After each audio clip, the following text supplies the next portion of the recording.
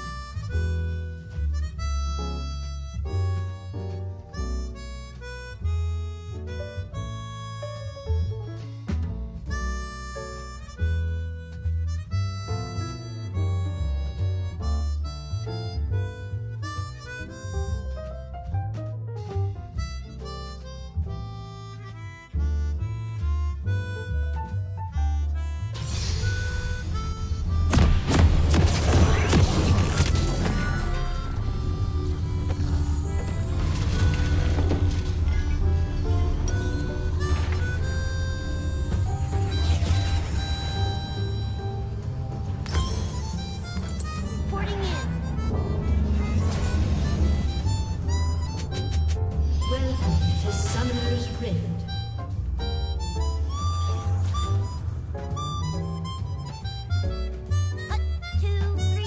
30 seconds until minions spawn.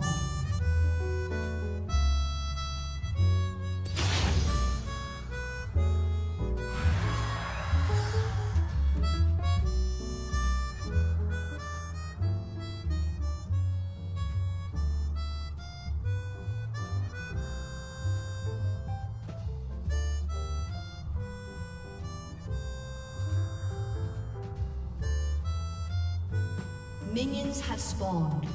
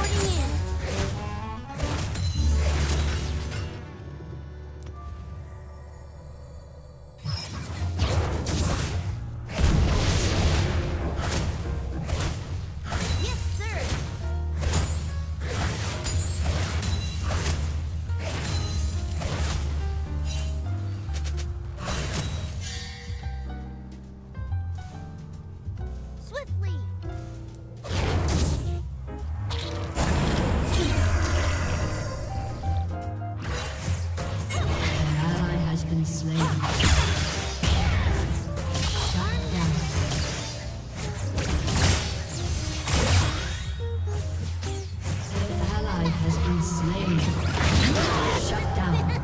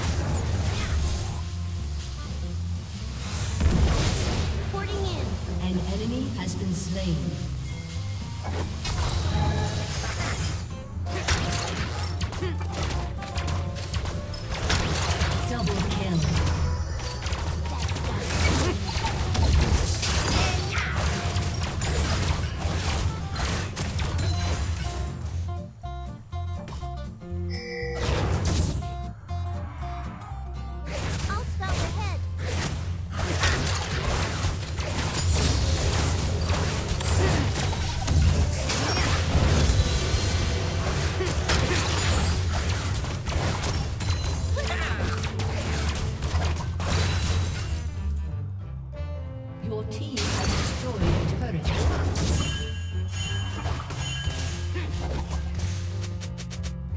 Armed and ready.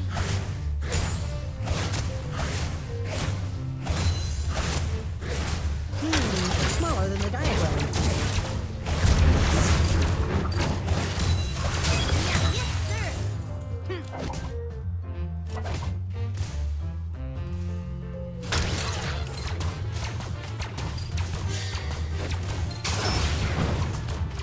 Ah, the sweet smell of 2, science. 3, 4.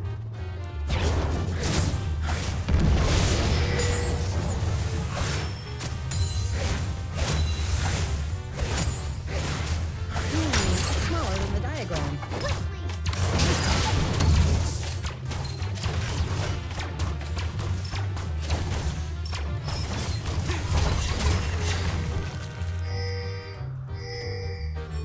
I'll scout ahead.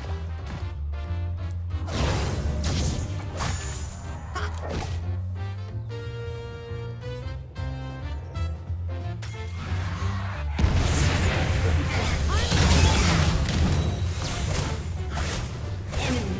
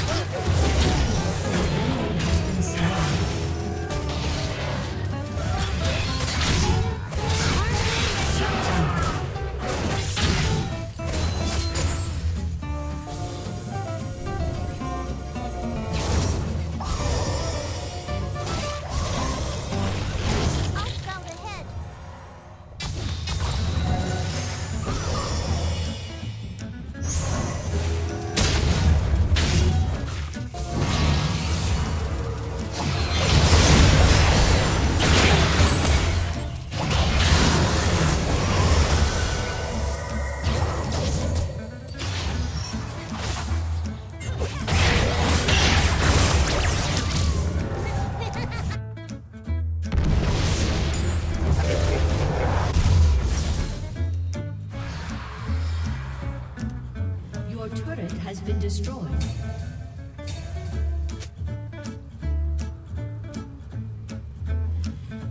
An ally has been slain.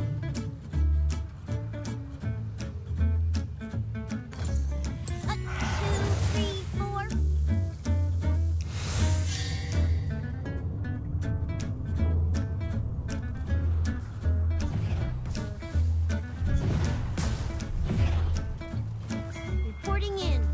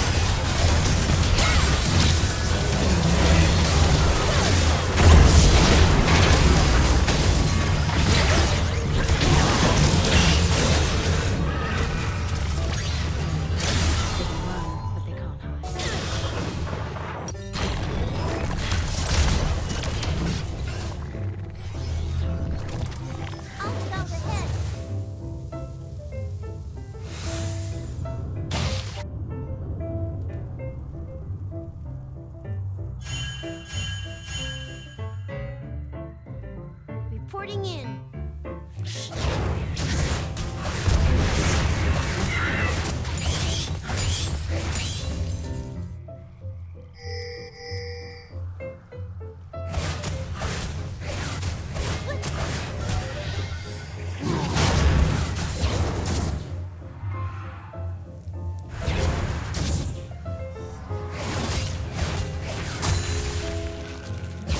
That's gotta sting.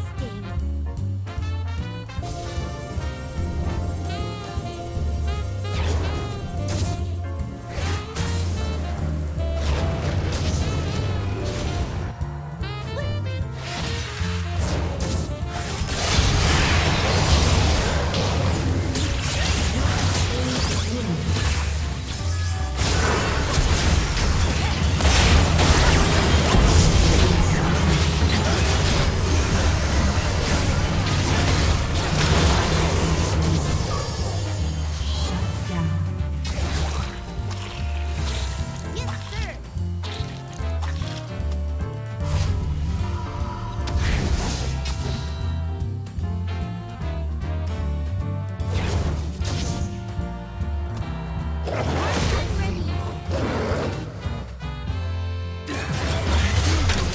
than the diagram.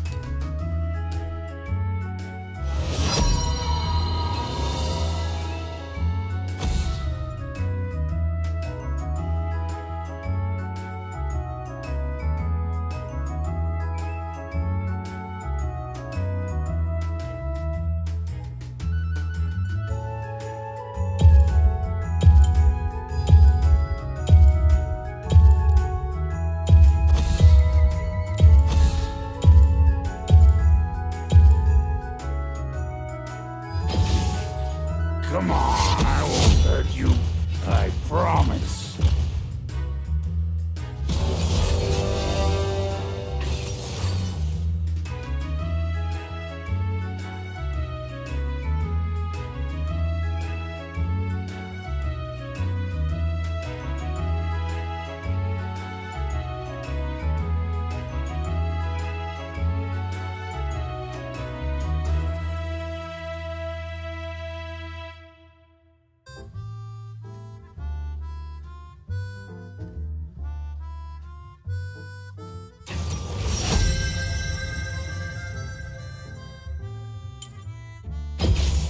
Captain Timo on duty.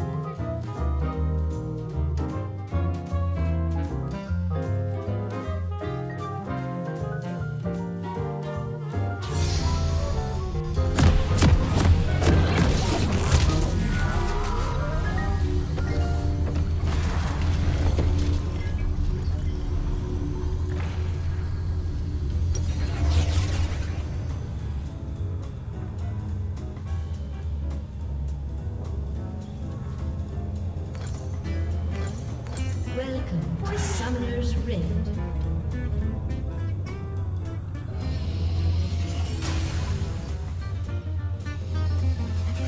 Seconds until minions spawn.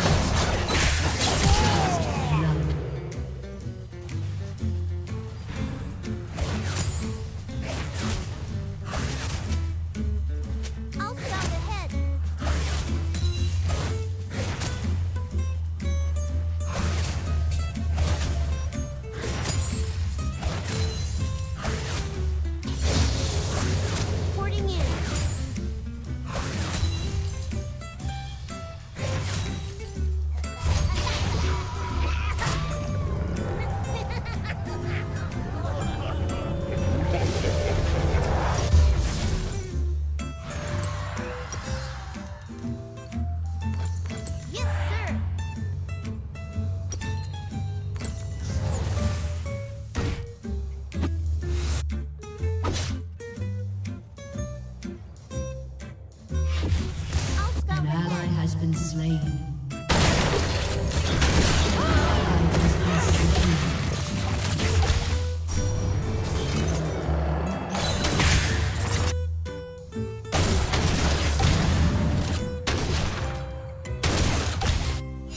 Armed and ready. An enemy has been slain. Executed.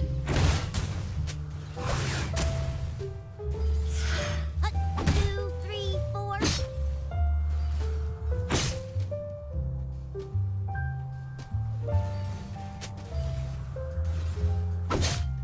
An enemy has been slain. That's gotta sting.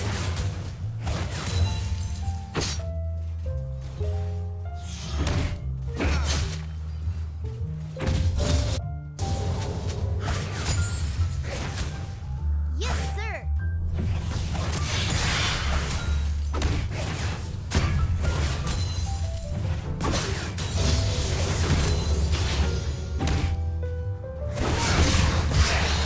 Two, three, four.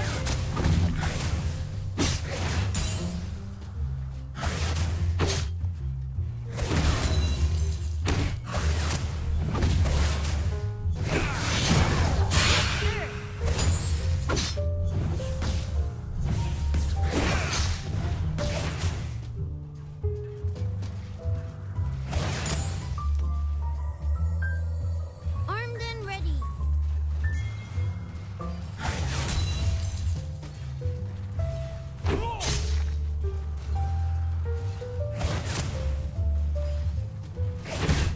Knock down the head.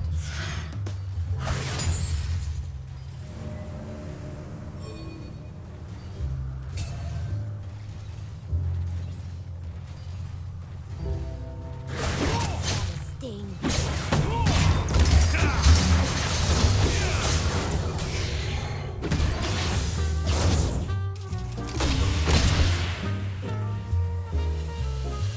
Swiftly.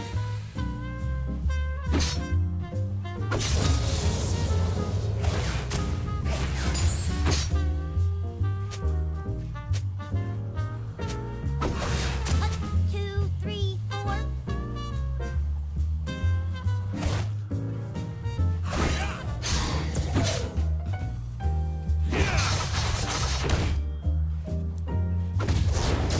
Porting in.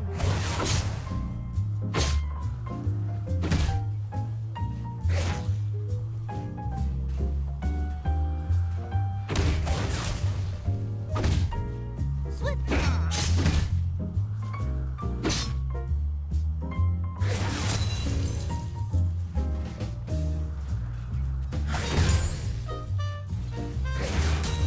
I'll stop the head.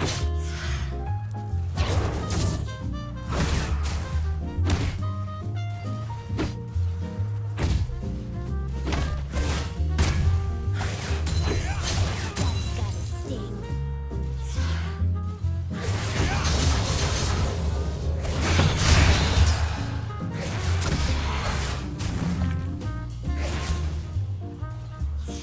Yes, sir.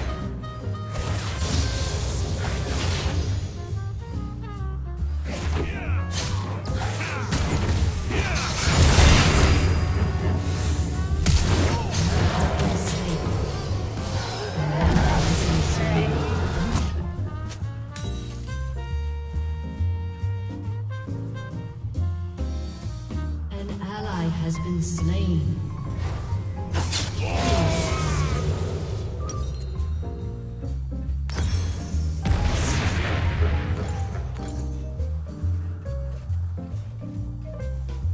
Swift.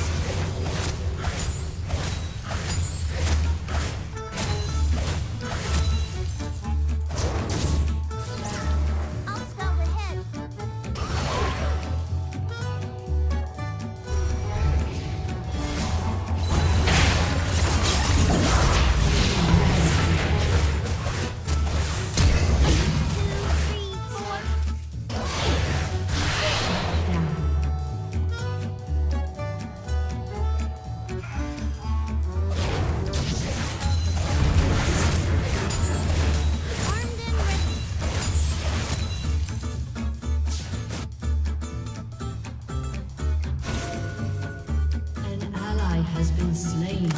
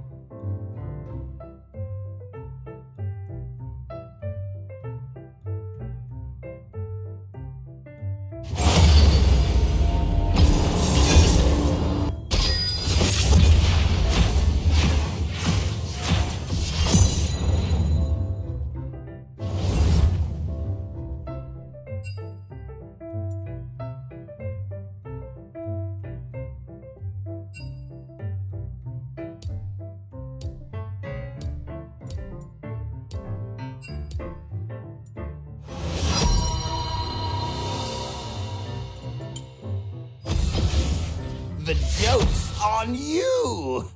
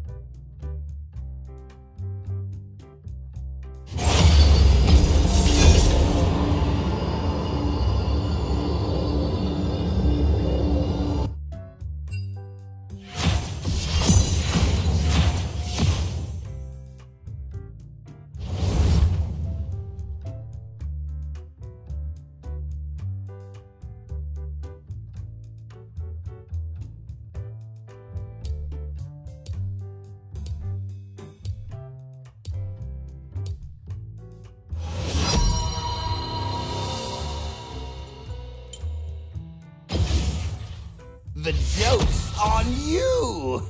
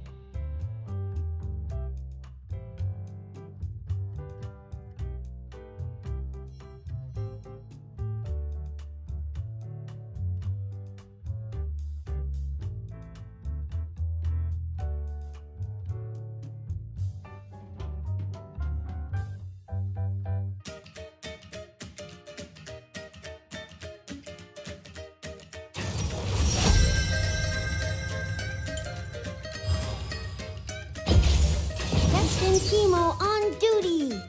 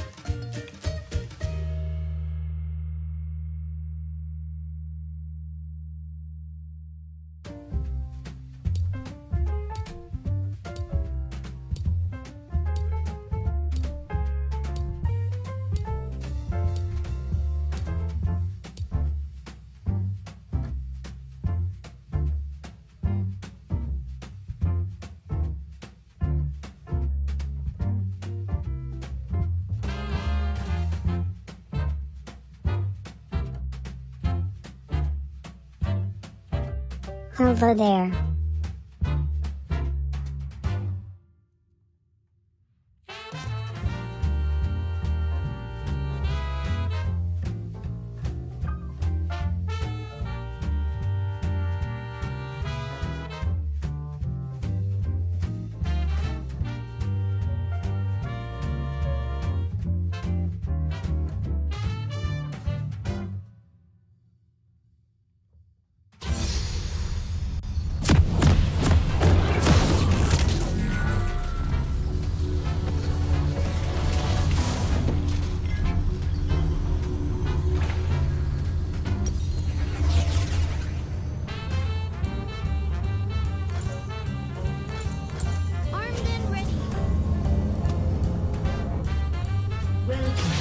Summoner's Rift.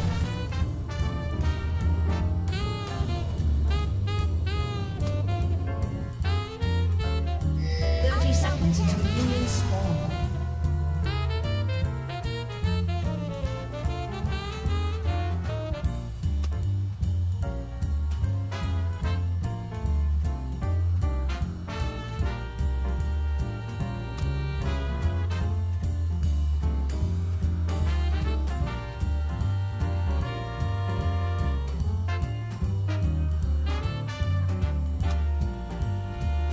Minions have spawned.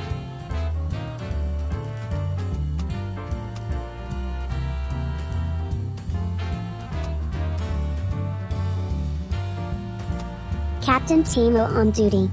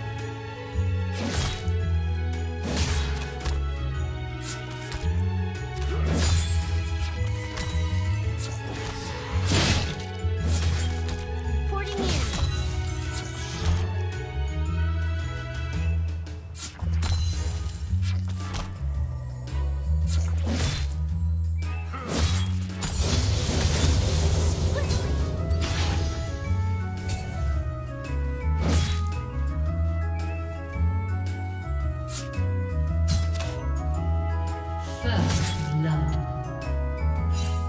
Reporting in.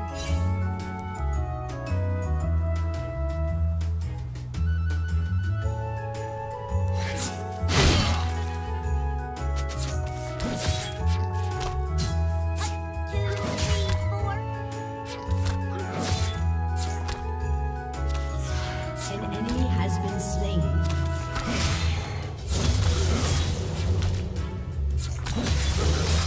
Yes, sir.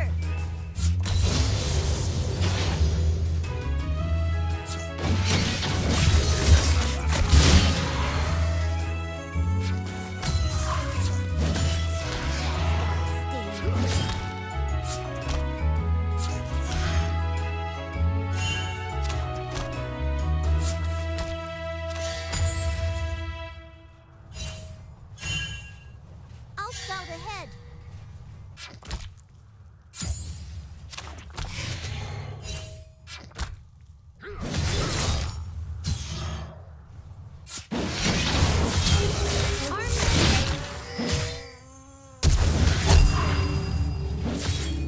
You have been slain.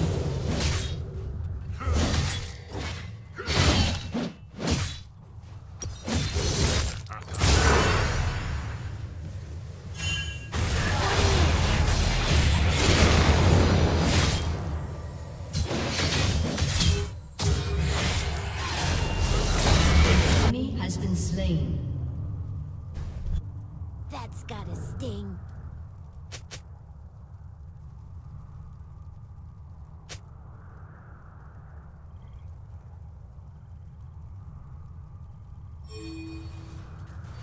Swiftly.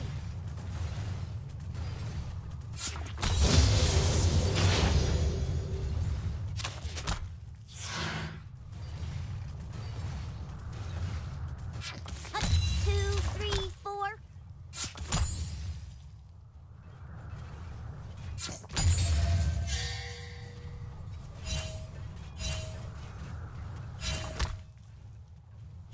Yes, sir.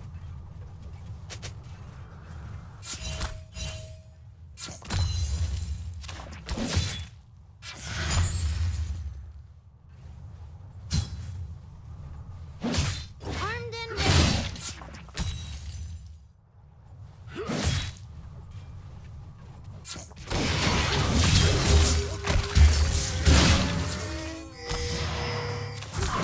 I'll scout ahead.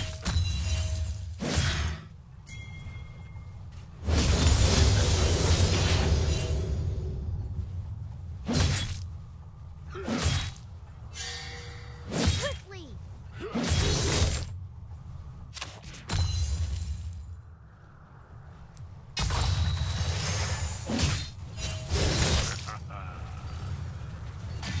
Reporting in.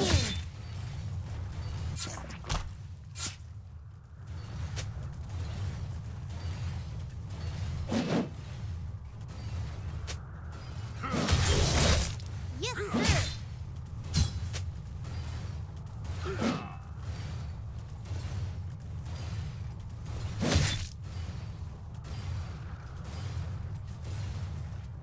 Armed and ready.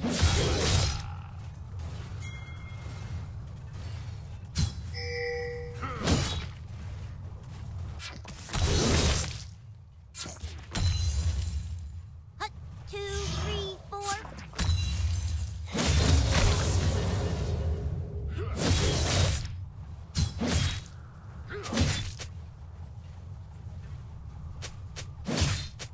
That's gotta sting.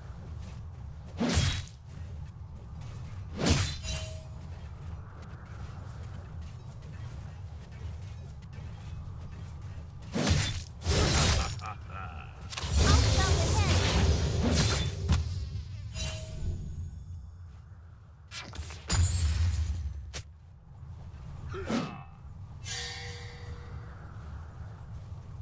Reporting in.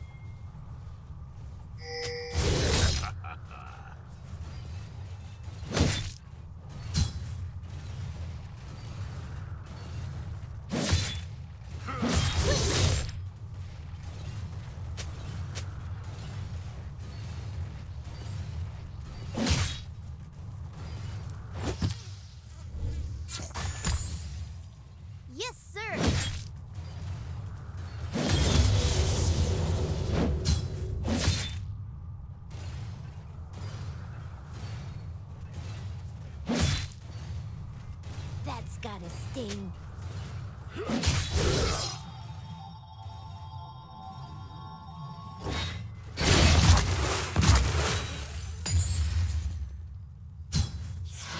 Armed and ready.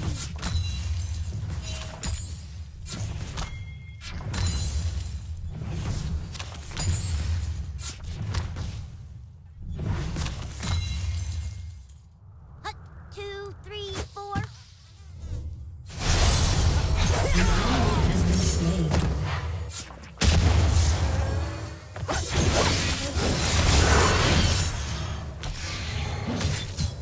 Swiftly. An ally has been slain. An ally has been slain. Armed and ready.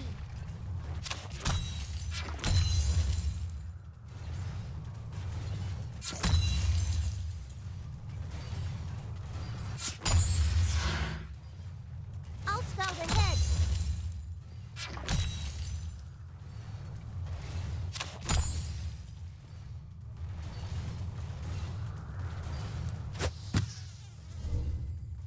Reporting in.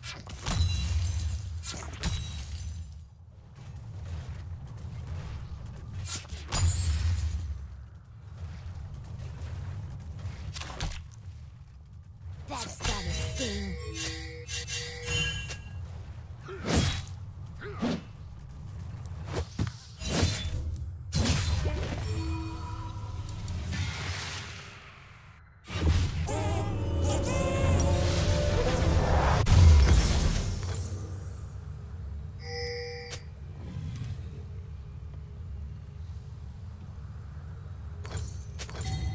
Yes, sir.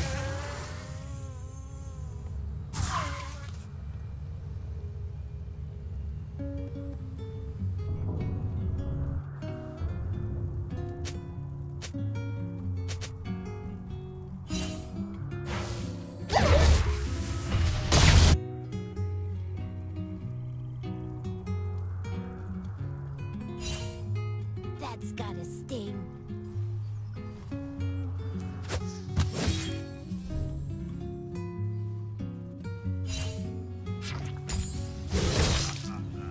An enemy has been slain. 2, 3, 4.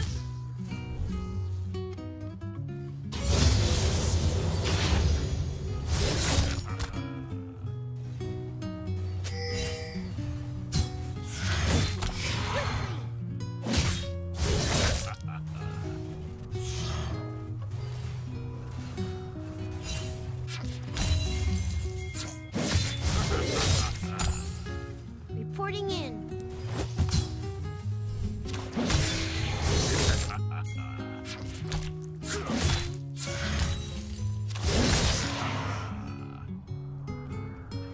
I'll scout ahead.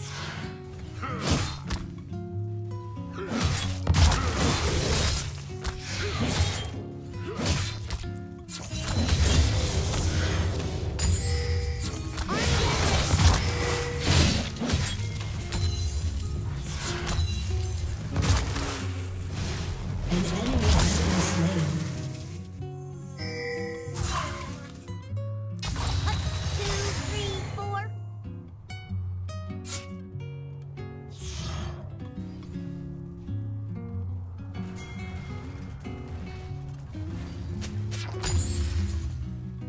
Hut, 2, 3, 4.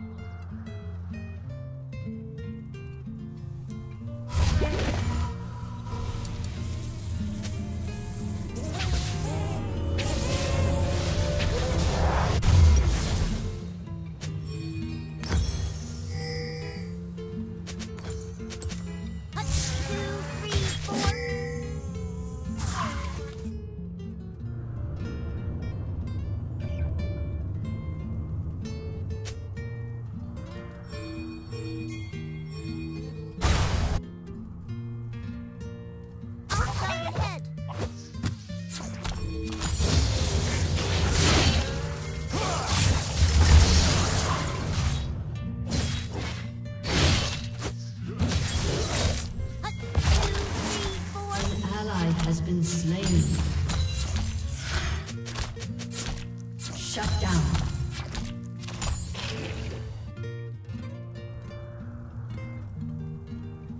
That's gotta sting.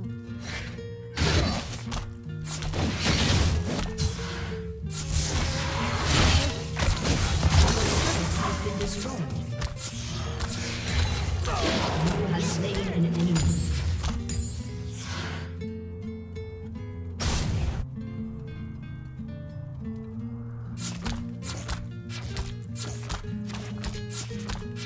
Armed and ready.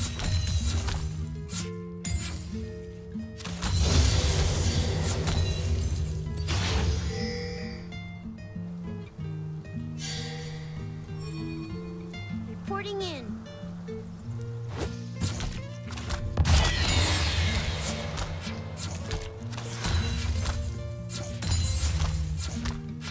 An ally has been slain.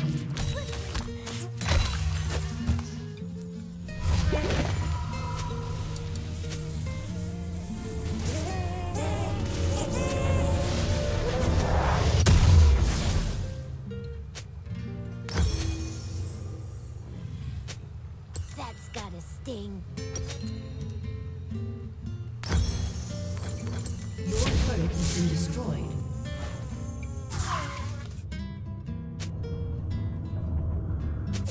I'll scout ahead.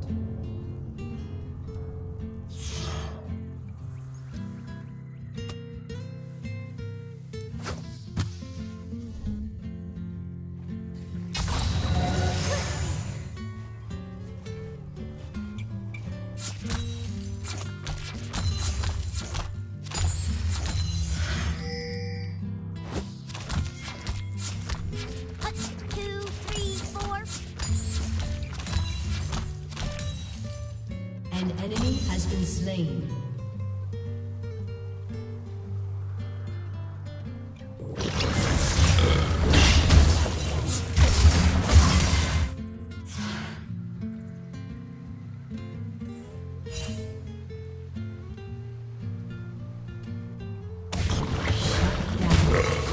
Reporting in.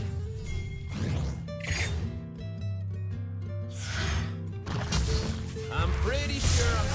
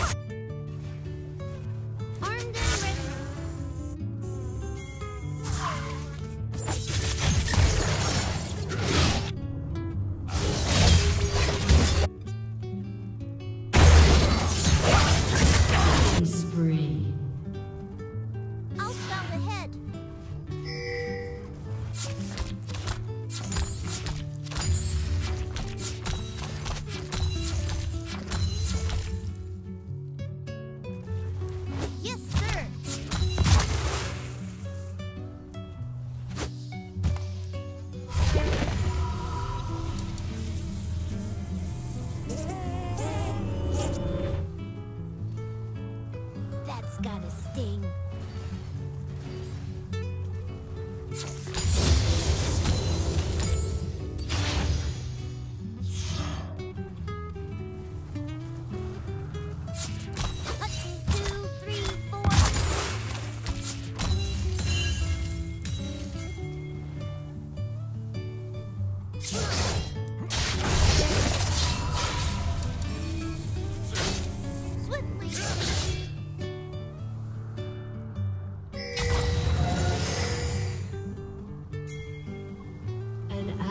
Has been slain. Reporting in.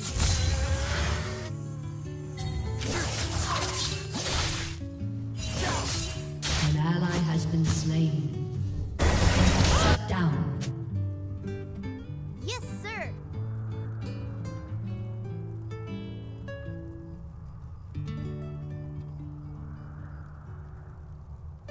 Your turret has been destroyed.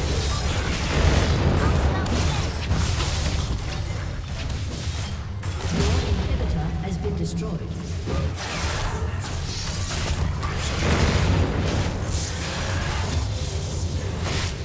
Armed and ready.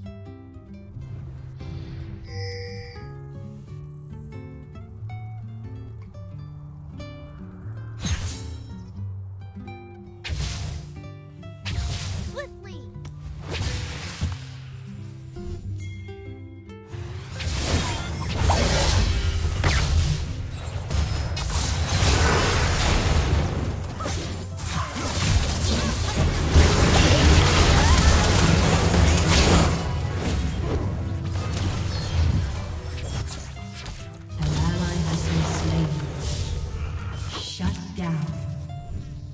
Enemy double kill.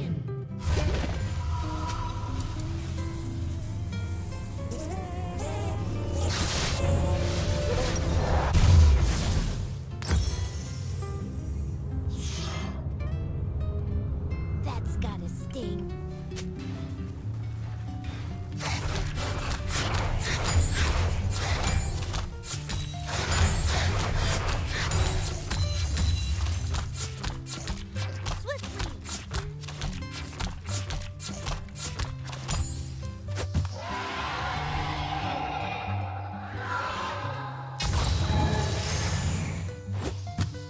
Reporting in.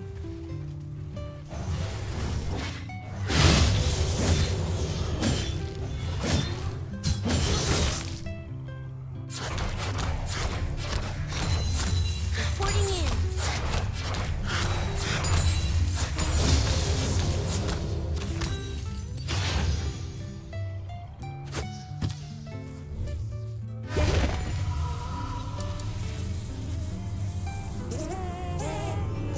That's gotta sting.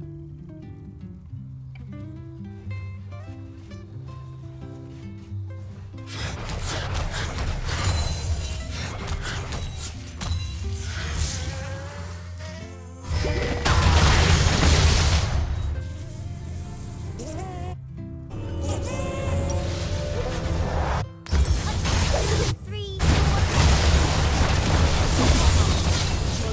Has been destroyed.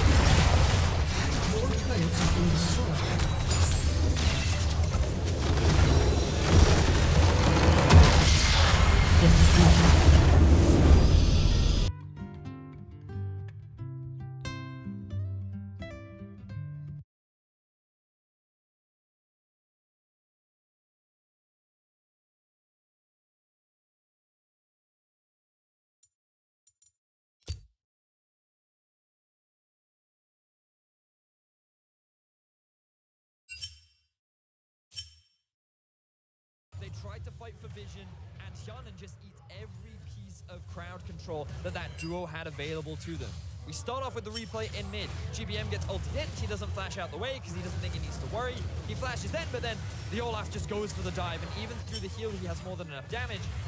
And then we see here, they get the push in bot, and they think, okay, we have control over mid, we can go and clear this vision out. But Snowflower lands a fantastic binding onto Kjarnan. That gets compared up with the trap as well. And because Wadid can't do anything onto Zeitnot to interrupt him, Kjarnan loses both his heal and flash, and gives away a kill to the duo. So support bot lane once again coming up huge. 3 summoner spells down from G2 in the bottom lane on that one. Summoner spells also used by Snowflower, so it's a 3 for 2. Snowmage gonna find himself caught there by the shockwave. Does get away, Black Shield making sure no follow-up CC will connect, but that's also second elemental Drake of the game going the way of G2. Farming that one up almost exactly on timer to make sure they're collecting these neutral objectives, staying ahead in that metric of the game as well. Top side, it's 1 versus 1. Fabulous gets exhausted from that summoner spellbook, so he can't continue to find any sort of a way to retaliate on that one right now. He'll just farm up underneath the turret. And look at Perks. 30 CS up on his lane opponent. Orianna into Cassio is often considered a pretty good matchup for Orianna, and he started off with a pretty good CS lead, but now we see a fight down bot. Did knocked over the wall. Gonna be taken somewhat low as Yanko's going forward. Stasis coming out from Snowflower, trying to keep himself alive, but now the Pillar's coming down too. They're looking to find the revenge kill onto Yankos. G2 looking to get themselves away on this one. Already going to be losing their jungler though. Damage coming out from Kjarnan into the side, but Stonemage grabs the kill onto Wadid. It's 2 for 1. Going the way of Supermassive. Wonder didn't have his teleport. He was forced to walk all the way down, which meant that Supermassive, even though they lost their support, had more members and had stronger members ready to go for the fight. G2, they get caught out of position, they lose 2 members, and that's Supermassive with a little bit more control over the map. Supermassive though, despite the fact that they're up in the kill. Remember, they're down in the Drakes, as I already mentioned, and the farm is also causing a gold disparity to still go the way of G2. The solo lanes are winning these farm wars rather handedly. 15 in the top lane, 25 to 30 in the mid lane. Bottom lane is going the way of Supermassive, but again, with what we talked about with Zeitnot, that is what you would expect, as Perks could be in some trouble here in the mid lane. Binding comes out, they are going to find some CC onto him. Black Shield down now onto Stonemage. Pillar thrown out, Perks goes over the wall, keeps himself alive, and just walks on out. But a greedy play there from Perks. He sticks around in the mid lane to get that extra wave of farm, and then Snowflower comes up to punish him. Now, this is where Snowflower, just getting a bit of vision, he has the Caitlyn behind him, so he thinks he's safe, and a good binding onto Wadid, along with a great stopwatch to just buy some time. Now, while the CC doesn't land, you invest a lot of resources from G2 just to get that single kill. Yankos doesn't have the ulti anymore. Wadid, he's too low to really tank up this damage, and he's still only level 6. And Perks had already used his shockwave earlier, so he didn't really want to throw it out in that fight. So G2, they tried to force a fight that they weren't in a position to do, and then Supermassive successfully punished them. So still a very close game. This is exactly what we want to be seeing between these 2 teams. This is exactly what anybody wants to see when you get to see regions collide on the world stage. The best that those regions have to offer, just going head to head and just having that blow for blow sort of a contest. Top side as well, as you can see bottom now, Snowflower's in a lot of trouble. Doesn't look like he's gonna have much of a way out of this one. Damage coming through though. Supermassive looking to retaliate here. Maybe grab one in return, won't do it though. Yankos putting in a lot of work on this Olaf today. Poor Morgana, the Black Shield and the ulti just isn't enough to deal with the ultimate from Yankos. He just ignores all that crowd control, runs down the Morgana, who didn't have flash, and G2, they find themselves another kill and will actually be able to secure the bot lane tower. This Caitlyn pressure, even though Zeitnot and Snowflower have played this 2v2 extremely well, the addition of Yankos involved in these skirmishes down towards the bot side of the map has allowed G2 to reclaim control of the gold lead. And that gold lead right now, specifically, I want to look again at Perks. 30 CS up right now. 15 minutes into the last time these 2 teams played, he was up 23. He's even further ahead than he was then, except then he was 0-2-0 at the end of the game. Right now, he's 1-0-1. Already has a better scoreline. His damage per minute was 306 in that game. Not exactly the greatest value, but let's take another look here at this play and how Yankos got himself another kill. And this is just Yankos moving down towards the bot side of the map after having priority in the middle lane. G2 had the push in bot, and so that he's just trying to ward. He's just trying to do what supports are supposed to, and he ends up getting caught out. And unfortunately, as we said, there's not much you can do against an Olaf with the Ragnarok. Not too much. But I really want to echo your sentiment, right? The fact that Perks, he was put on the carry last game. He was given the Akali, and Supermassive built to shut that down. They had the Zillion, they had the Time Kench, the Skarner was there too. Every time he tried to make a play, he got denied. And he baited his team into a fight that they just couldn't win. So Supermassive had full control. This time around, Perks gets a winning matchup with the Orianna. They put a couple resources into him as well, and now he's an extremely fed Ori as G2 now looking once again for another skirmish. Fed Ori, they've got a fed Olaf on the front line. Jankos has been doing quite a lot for this team, setting everything up so far. 100% kill participation, part of all 3 of those kills that the G2 lineup has picked up in the first 16 minutes of this game. 2,000 gold ahead as G2 now heads over into the Rift Herald pit. With both tier 1 turrets down in the bottom lane, neither team's really too concerned about leaving their duo lane down there, instead rotating them up towards this top side, where Supermassive does have their outer turret almost down.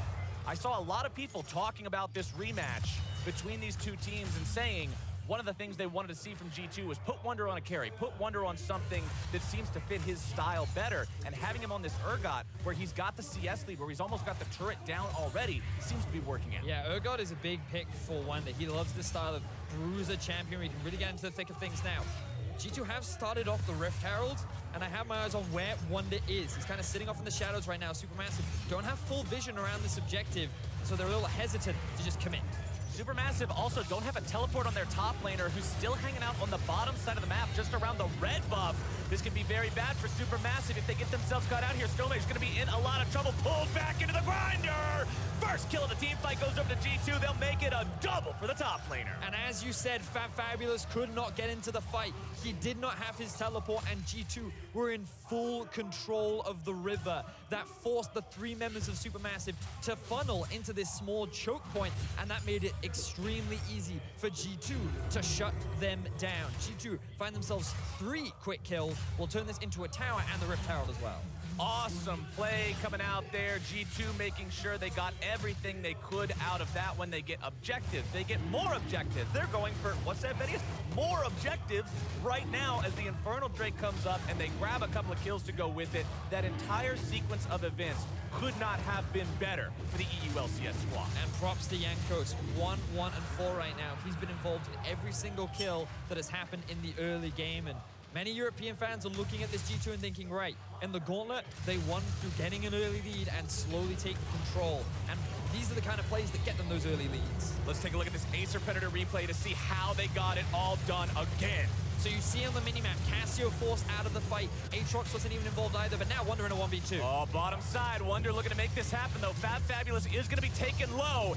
Wonder's trying to wait for the ultimate to run out. Doesn't want to allow him to find the revive. Shoots off the ulti. Not going to get it, though. Resurrection still going through, and Wonder fights them off. 1 versus 2. Come at me, boys. This guy has no fear. He chooses to use the ultimate extremely late, as you said, Flowers, to try and find that execute down onto Fabulous, but he misses it. Good dodge there from Fab, and they're able to get the flash out from Wonder. He's now changed that to a heal, as the Supermassive members look to try and get onto Perks. Aren't quite able to do it, but Supermassive just trying to punish Wonder on a side lane, but he's reached that point on Urgot where he's more than happy to fight any contender that comes his way.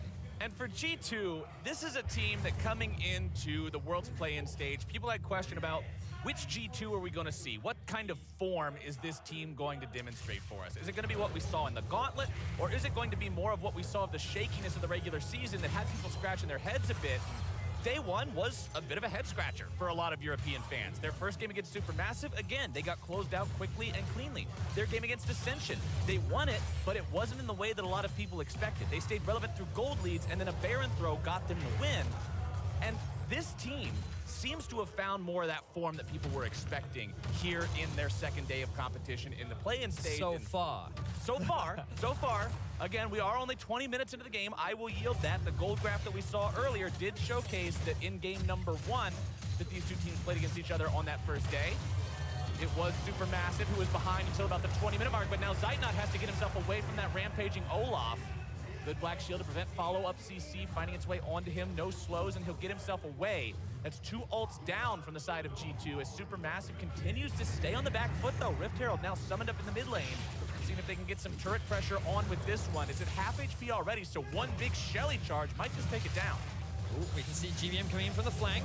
Turret destroyed, Shockwave down into GBM. Can Supermassive find anything here? Flash into the Petrifying Gaze, looking to make the plays happen. Instead, it's going to be Cassio taking very low. Janko's already going to be killed as the Fear Beyond Death will find fear on multiple people. That Fabulous into the back line, still going to find the kill onto Perk. Shutdown over onto Wonder. Supermassive's able to find a few so far. Perk still getting himself away from the top side of the river as more damage comes out. The chain not finding its way onto Wadid. And it's 1 dead on the side of Supermassive. And 2 dead on the side of G2. Big team fight win there for Supermassive. These are the kind of fights that they want to get themselves by punishing G2 for hard funneling onto Zeitnot. They were able to lock the G2 members in between a Cassio and a fantastic Trundle Pillar from Stomage. This will result in the tier 1 tower in the mid lane going in Supermassive's favor, and they're slowly starting to close the gap between the two teams. All right, let's take another look here. How it starts with GBM in the flank. So G2 initially commit onto Zeitnot, and you can see the Trundle Pillar and the Cassio, how they get locked into this small funnel, and it makes it so easy for Supermassive to just crunch down onto the G2 members who don't even have Jhin available. Fabulous is zoning away Perks, who right now is their big damage dealer, and Supermassive, they just execute upon this perfectly, and they punish G2 for just over-committing. And so much of that overcommitment from G2 was the expenditure of those ultimates. Yes. Now, for those of you at home who may not be familiar, Olaf without an ultimate very closely resembles a melee minion. He doesn't do a lot in a team fight. He throws an axe and says, all right, whoops, I'm done if he got CC'd. It's a very bad time for the champion. And we saw Jankos just essentially get thrown into the team fight blender in that last one. Couldn't really find any success the way he had in the previous fights, but G2 is still up 2,500 gold. G2 still has a massive CS lead in the mid lane. They've caught up in the bottom lane. The top lane is even, and they have the advantage in objectives, Vedius. It's 4 turrets to 2, it's 3 Drakes to 0. And for Supermassive, remember that when we talked about their win conditions earlier on in the game, what they wanted to do was try and get this Caitlyn far enough ahead that you can use her great siege power towards the mid-game. You use an early game advantage and transition that well. But unfortunately, they couldn't quite get a big enough early lead, even though both Zeitnot and Snowflower played the lane extremely well. The bright side for Supermassive is they've now reached the mid-game at only a 2,000 gold deficit, and they're really good at punishing mistakes. And you can see they keep trying to force these plays onto Snowflower and Zeitnot, and every time they get away with it. So you commit all these ultimates from G2 onto just a few members, and Supermassive come back and say, okay, now that you don't have those available, that's a window. We're going to look to come back towards you. And if they keep doing this, they can gradually close this gold gap and make the game that much more even. And Snowflower has been on point this game with Black Shields. I have seen this guy drop shield after shield with the proper timing. Never seems to be missing out on those. Burke's going forward, looking to find some damage here onto Stomage. Takes him, honestly, down to half HP with just a little bit of damage there from those abilities. Very strong in this Orianna. Binding comes out, finds its way onto Jankos, who, well, he stopped in his tracks. Unless you pop the Ragnarok, running up Morgana is not really a viable option, as G2 will now take the control that they've found themselves over the game at this point, put some more wards down in Supermassive territory, control the area around the Baron, and we're at 24 minutes into the game, Vedius. Not too much longer, and we're going to get to the point where if Baron stays dark for too long, you can start a sneak. I mean, you certainly can, or at the very least, you can start to pressure it, because remember, the thing about G2 is they know at this point in the game, they're stronger. 2-item Jhin, 2-item Orianna, you have a level advantage over the enemy Cassio. The Jankos Olaf feels pretty tanky as well. And so you can just look to force a fight. Supermassive just want to mitigate that as much as possible, but they've gone for the Dragon while G2 have started off the Baron. Supermassive committing for that Infernal Drake. The pressure from G2 so far this game onto those Elemental Drakes has made them overcommit towards it, so we'll see if this ends up getting punished. G2 still in the Baron, gonna find that one for themselves, but now can they get the hell out of town in time?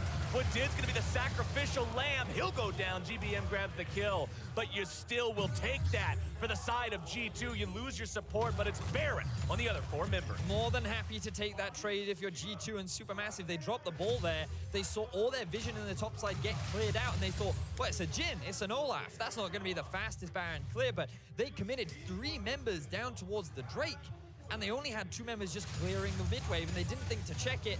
That allowed G2 to secure that big objective, and now they can set it for the siege against Supermassive. G2 with a 3,500 gold lead with Baron up and running. What can they get out of it, though? Supermassive did at least stop that constant tide of elemental drakes going the way of G2, so if you can get away from this Baron push, maybe you win a big team fight, sort of just stall this one out, things may be okay. Picking up that Infernal Drake will be important as the game goes on, especially considering the third Infernal will be spawning as the final elemental Drake this game. But for the next 2.5 minutes, things are very scary for a Supermassive fan right now. You've got to hope these guys can allocate their lane assignments correctly, set up to stop this G2 push, because Perks is so strong with the Luden's Echo into the Oblivion Orb, into the Spellbinder. He's got so much burst potential on this champion. If Snowflower is not there to protect people, especially with that black shield, he can immediately destroy someone. He certainly can, and the rest of Supermassive are looking to target him. Perks, he does have flash still. Perks gets himself out, not too worried about it, doesn't even have to blow the summoner spell. Yeah, he used the bonus movement speed from the Spellbinder as well to get out of that situation. Now, there's only Zeitnot for Wavecare. Now, he still hurts. He has completed his third item, but I don't know if he can stop this. Yeah, 1 versus 3, he's not gonna hurt enough. The minions will take down the turret. Supermassive coming around from the side now, looking to find some sort of a punish here. Stomage dropping down the pillar. Fat Fabulous wanting to go over the side, looking to find the CC here on this Aatrox, gonna be knocked backwards by Wadid. Meanwhile, the pressure game continues. It's Perks in the top lane for G2 as Supermassive has to go back on the retreat. Now looking to find some sort of a counterattack onto the 4 members here. Rotating over now back to the top side. Perks will be their target. The cannon minion, the MVP of the push, making sure they get that turret down now as well. It's 2 inhibitor turrets down on the side of Supermassive, and they just seem scattered at the thought of this G2 push. G2 playing split push Orianna. I'll be honest, Flowers, that's definitely a new one, but it is working out nicely. Perks just drawing so much pressure and using the mobility that he has with the Spellbinder and the W to just escape any kind of collapse from Supermassive. G2 have now split across all 3 lanes. They have 45 seconds left on the Baron. 2 exposed inhibitors. They're looking to break apart the base of Supermassive. G2 is looking like a team that wants that first seed. They must have tuned into the Analyst Desk segment talking about the strength of those other first seeds. You don't want to be stuck for playing versus one of those teams. G2 really stepping it up here on the second day. Looks totally different from what we saw on day number 1. Really playing this macro game out with the Baron so well. And we're also seeing Perks step up. We heard the analysts talking about it. We wanted to see a greater performance from the superstar of G2. He's now level 17 on the Orianna, 2 levels above GBM.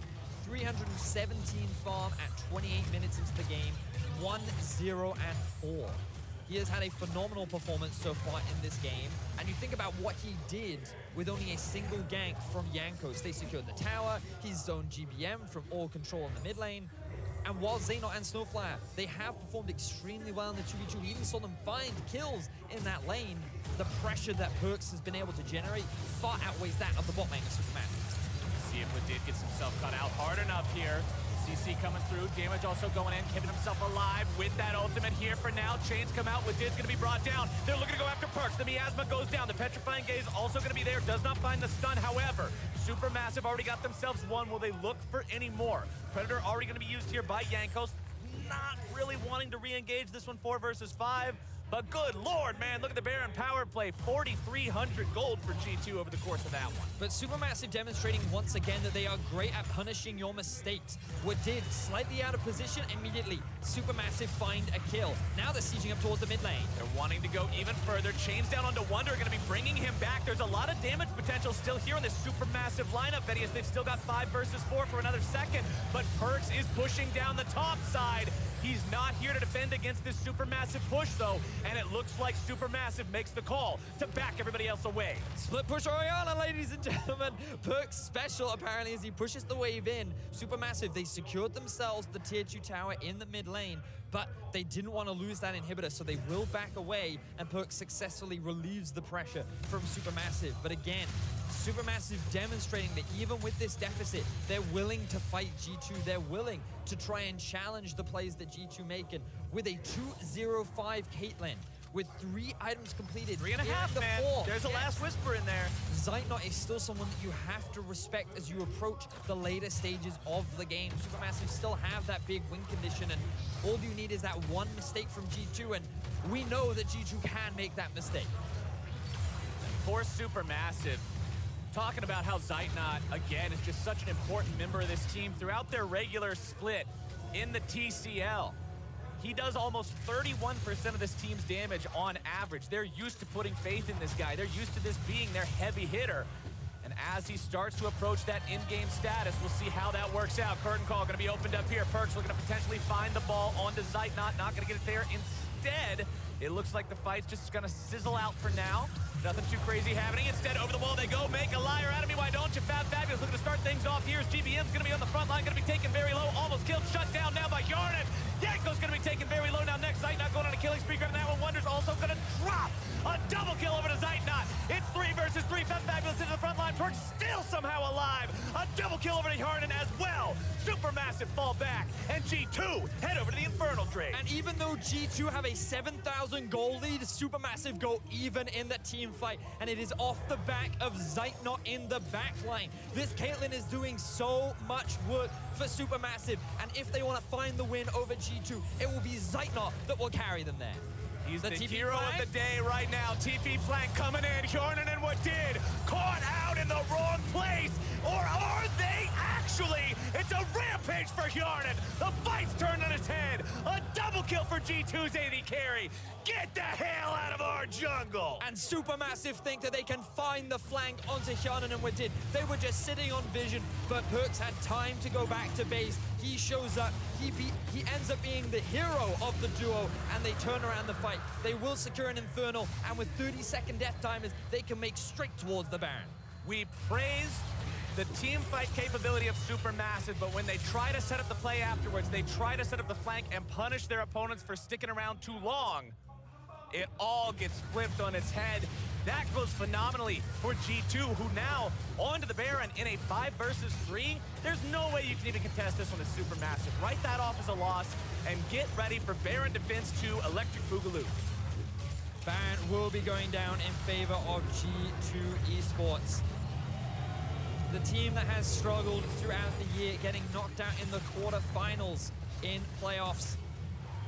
They're now in a position to find a win against Supermassive. And here it starts, Zeitnot. He actually flashes on to try and find the kill for Perkz, but look at his positioning. He's just sitting on the backline, and Yarnan, he's no slouch either. He's landing some serious crits onto whoever is standing in his way. And if it weren't for him, this may have been a very different fight for G2, because Perkz, he got zoned out almost immediately. He was forced to deal with Fabulous, and here, Supermassive, they know Yarnan and Wadid is sitting in this brush. They're trying to set up a punish, but Supermassive don't expect Perkz to get back that quickly, and with his arrival, they have more than enough damage to turn this in their favor, and Supermassive end up dropping, and now the Baron sits in the hands of G2.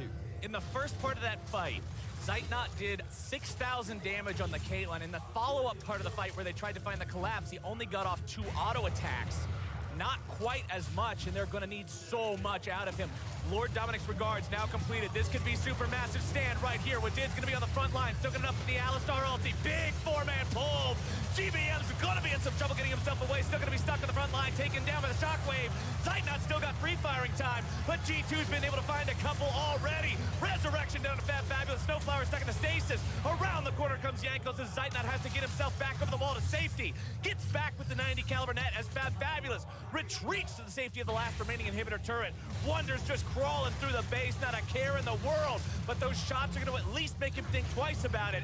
G2 with 1 dead on the enemy team in the mid lane, 1 dead in that support role, 2 total casualties for Supermassive. They've got the ability to now try to roll through here and knock down some inhibs. We'll see if they can find them. Fab Fabulous already back down to half HP. You can't go anywhere near Perkz. He's so damn strong. The push onto the Nexus turret as number 1's already gone. Stowmage is going to be thrown into the grinder. Wonder makes sure they pick up that kill with Zeitnot down. The game is done. G2 find their revenge for the first day. They'll find their revenge against Supermassive, and they'll go up 2-1 here in this group.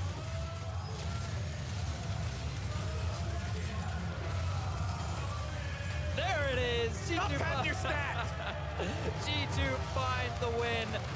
It was a hard-fought win. Those late-game fights, Zaino was making things difficult for them, but when they were in the jungle, when they were forced into that narrow choke point, it was the flank from Wonder that really turned things around. Being able to just walk into all 5 members, having that Urgot just sit in the middle of everyone, he caused devastation, and we see the difference in G2 when they are able to put Wonder on something he can have a little bit more of an impact on. When Jankos is able to make those early game plays, when Perkz does what Perkz does best, that's when we see the true power of G2. And while Supermassive fought hard, G2 were able to find themselves the win. Supermassive played well, but this is what people were expecting from G2. This is what people were expecting from a team, from an organization that won 4 back-to-back-to-back-to-back EULCS champions, that has previously gone to Worlds, not through the play-in stage, but just as one of the higher representatives.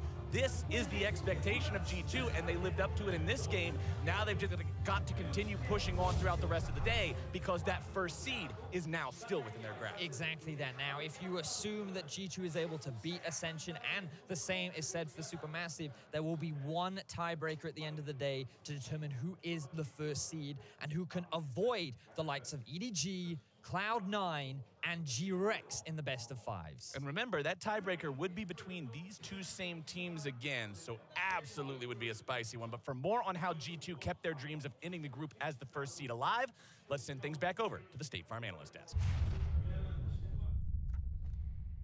Thank you very much, Captain Flowers. Now, my analysts all predicted G2 to win this game, and a lot of things they attributed to was that they wanted to see a stronger early game out of G2, better picks for Wonder, and Perkz holding his own more and even stepping up. And I feel like we should look at the pick and ban and the games in that context, because I feel like a lot of that rang true in the game. Yeah, I mean, we were looking for the Urgot Aatrox matchup. That's exactly what we got, and I think we saw Wonder was much better in the kind of carry versus carry style. We saw the counter pick out of Perkz, and it was not the sexiest counter pick of all time, but Ori Cassio is a well-understood Ori favored matchup. And then on the flip side, you know, you see Supermassive early rotationing a power pick bot lane, and for the most part, G2's bot lane got out of the laning phase okay. Yeah, and one of the biggest driving forces for me was actually Jankos, because before that I was saying Jankos just needs to keep focused in this game. He does, he gets the Olaf once more, and he actually is the biggest bane to Snowflower. Snowflower trying to get the vision down, and every time that was how the fight started, favorably to G2. And that's good, because they probably identified, okay, Snowflower is really good, and he's always putting down the vision when we're not noticing it, so we have to be more proactive.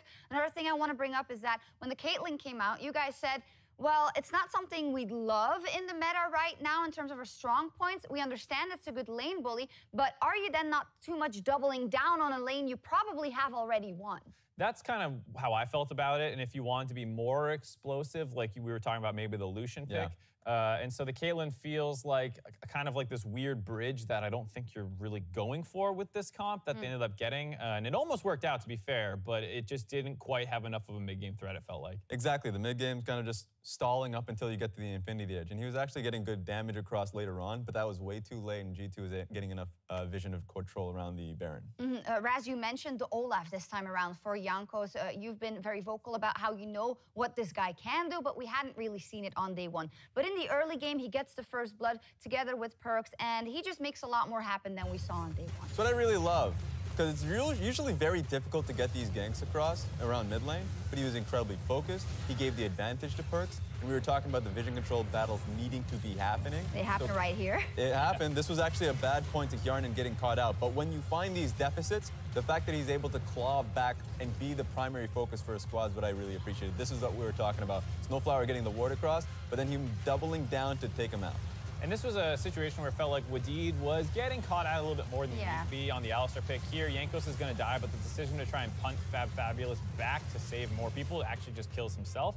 And so it felt to me like this was a really close game. Both teams had an opportunity to win. Both teams had good and bad working for them. Wadid a little on the bad side, and I think for Supermassive, Fab. You were very frustrated with Fabulous. Yes, I wish we had a camera on Mark when the Aatrox engages happen, because like Aatrox is a very strong champion who has this passive, who is not going to die easily, and you just wanted to see more out of him. You're a frontliner. Look at this fight. What a great pillar by Stomage to set this up. Pop your ult. It gives you bonus AD. Get in there, run in, and start fighting them. You could have been in there way earlier getting AoE down. Here, you're on Perkz. You flash on top of him. He walks in the brush, and you turn around, stay on him. What are you doing? Even if they hard commit onto you, your backside had already won the fight on the other end, and if they take their time to kill you, you're just stalling for your team to collapse. That was a fight right in front of a Baron buff post 20 minutes where, like, if you execute correctly as the Aatrox, you might win your team's game. Yeah, I think the reason why you're being so harsh on him is because I felt like even though G2 was up in gold by a lot, it didn't seem to matter as much when we got to those late game team fights, right? Zeitnot was starting to hit like a brick. You have an Aatrox, but it just wasn't coming together. I was also going to pin in Stomage later on because there were 2 fights after that point where they actually could have tanked a little bit more, jumped in, because Zeitnot was actually getting his items and dealing a lot of damage. So I felt like Zeitnot was in a great position as long as his frontliners actually frontline. And when it comes to kind of comparing how the game played out the first time, it was all control from Supermassive, so they didn't need to be baited into anything like this. And I think this game was much more on G2's terms, even though it did become a bit dicey. And I say that because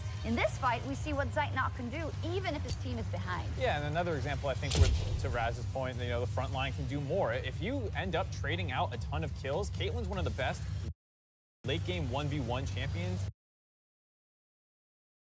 Frontline members, Fabulous resurrects and gets a pullback onto Perks here, and instead of hard committing and looking to trade out, potentially he lets the heal come through, they let that kite go, and then they end up going for some crazy This is after the teleport. Yeah, they go. Allows G2 to grab their second Infernal Drake and the Baron buff, and it felt like if you just trusted Zeitnot a little bit more, if you went harder in these fights and were willing to trade lives, so you're left with this Caitlyn at the end of it, you end up in a lot better spot. I agree. I think that was definitely winnable at those points. And I think where we call out Fabulous and Wadid for not having the best game, I think there are a lot of members on Perks that, on G2 that showed a better showing than they won. I think Perks took more agency. He was really good on that Orianna. Wonder had a pick where he picked the skill matchup against the Aatrox and did very well as expected. Yeah, and it hits Mark Z's win condition going into it. You know, he's already getting the dance going across the top lane. Wonder got exactly what he wanted. Incredibly powerful off of his Urgot pick. And then in the team fights, was always sniping out.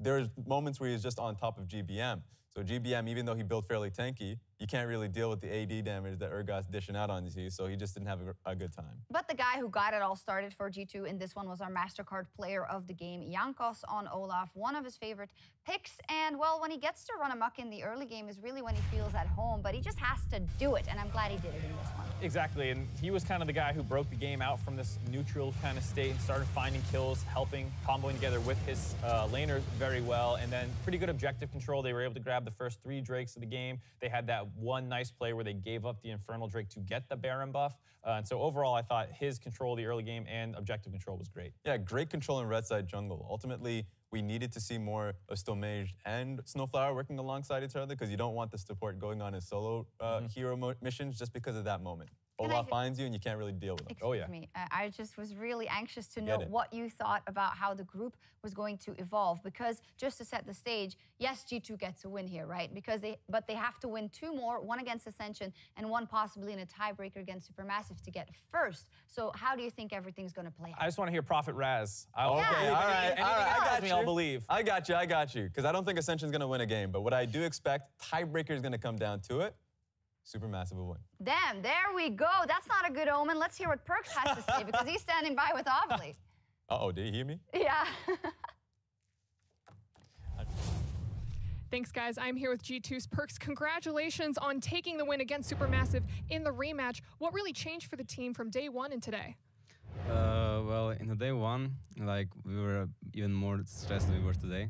So we played worse, and our job was very hard to execute in terms of our play. We had to play perfect from minute 1 to 15 in order to win, and then we didn't do that. So after 15-20 minutes, we actually just couldn't win the game because I can go 5 Nash and we cannot split push, we cannot team fight, so it was just lost. So this time around we decided to have the more skill matchups in mid top, where we leave Urgot Aatrox open trades, and we just have the game where we're not getting outscaled, and that's why we managed to win, because yeah.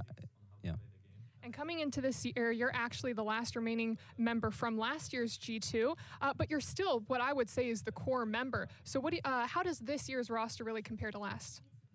I don't usually like comparisons so much, and I don't know how to compare, because last year we were just playing better. There is not much else to say, right? So we just have to work towards the same goal of becoming a better team, because we are kind of impatient, I wouldn't say we are clueless because we have learned a lot this year. We're just like really impatient in games, and it makes our games messy, and I feel like we get kind of stressed. And instead of just being like a little bit more chill and then winning the game easier. So yeah, maybe more experience, more stage games, and more patience, and we can do good. Well, that's what you can get by going through plans. But with this win, you're now tied up in the standings with Supermassive, and you guys still have the opportunity to take that first seed. So what does the team think of their chances? I mean, I thought we would go like 4-0 and just like smash the planes, but that didn't happen. I think that we can easily take first, right? I mean, we can probably still lose a game as well. I mean, but I'm very confident in us taking first. I think today I feel more confident in myself as well because I was a bit nervous the last game we played. So I'm saying we're gonna take first today, yeah. And it's pretty important because I don't want to meet EDG in. Like if I was to meet EDG in a best of 5 record, that would be a tough one. So yeah, that's important for us. We still have that one last game of the day, so I wish you the best of luck in that, and thank you again, Perks. And for everyone else, we're going to take a quick break, but when we come back, we're going to see Infinity take on EDG, so stick around. GBM going to be pulled back by that shockwave. They're looking to go all the way underneath the turret, looking to find this one. GBM taken very low, and first blood over to G2. Now the Pillar's coming down too. They're looking to find the revenge kill onto Jankos. G2 looking to get themselves away on this one. Already going to be losing their jungler, though. Damage coming out from Yarnan into the side, but Stonmage grabs the kill onto Adid. It's 2 for 1. Is that? We're going on flash, kid. No flash. No flash. Sorry. Nice.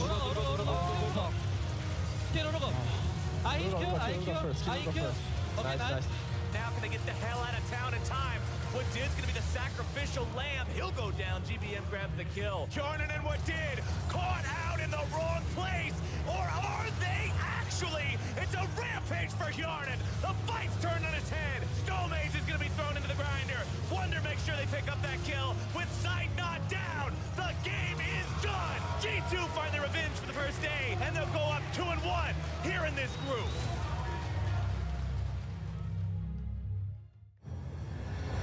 The synergy of brute strength, born of elite core power, to thrive under pressure in the most hostile conditions, and built to overclock.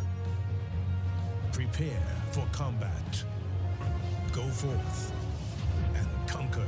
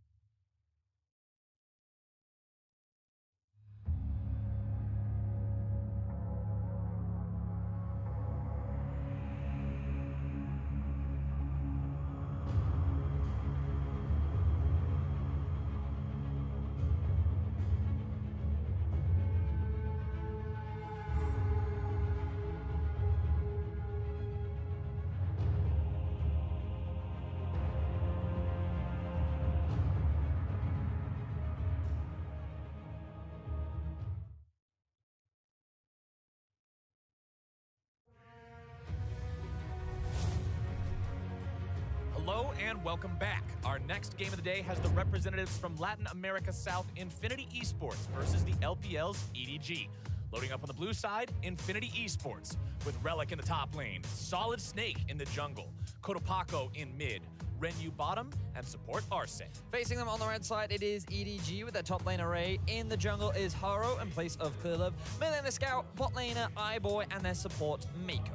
Of course, Haro is coming in for Clearlove this time around for Edward Gaming. We haven't seen him so far, so we'll get to see what he can do here on the second day of competition for this team. Yeah, and ladies and gentlemen, you can already see that we are straight into the draft. The last time that these two teams met, it was a very one-sided affair for Edward Gaming. That is a very conservative way to put it. It was the most one-sided game we've seen so far in the play-in. Yeah, I think that's fair to say as well. Scout found himself a solo kill. iBoy and Mako finding a lot of kills down towards the bot side of the map. And Infinity, they will want to change things up. And they're going to start off by changing some things in the draft, largely with the Alistair ban coming in along with the Tahm Kench as well. They will keep the Akali ban, but this forces EDG to leave things like Rise up and available, but instead, Infinity not going to go for it.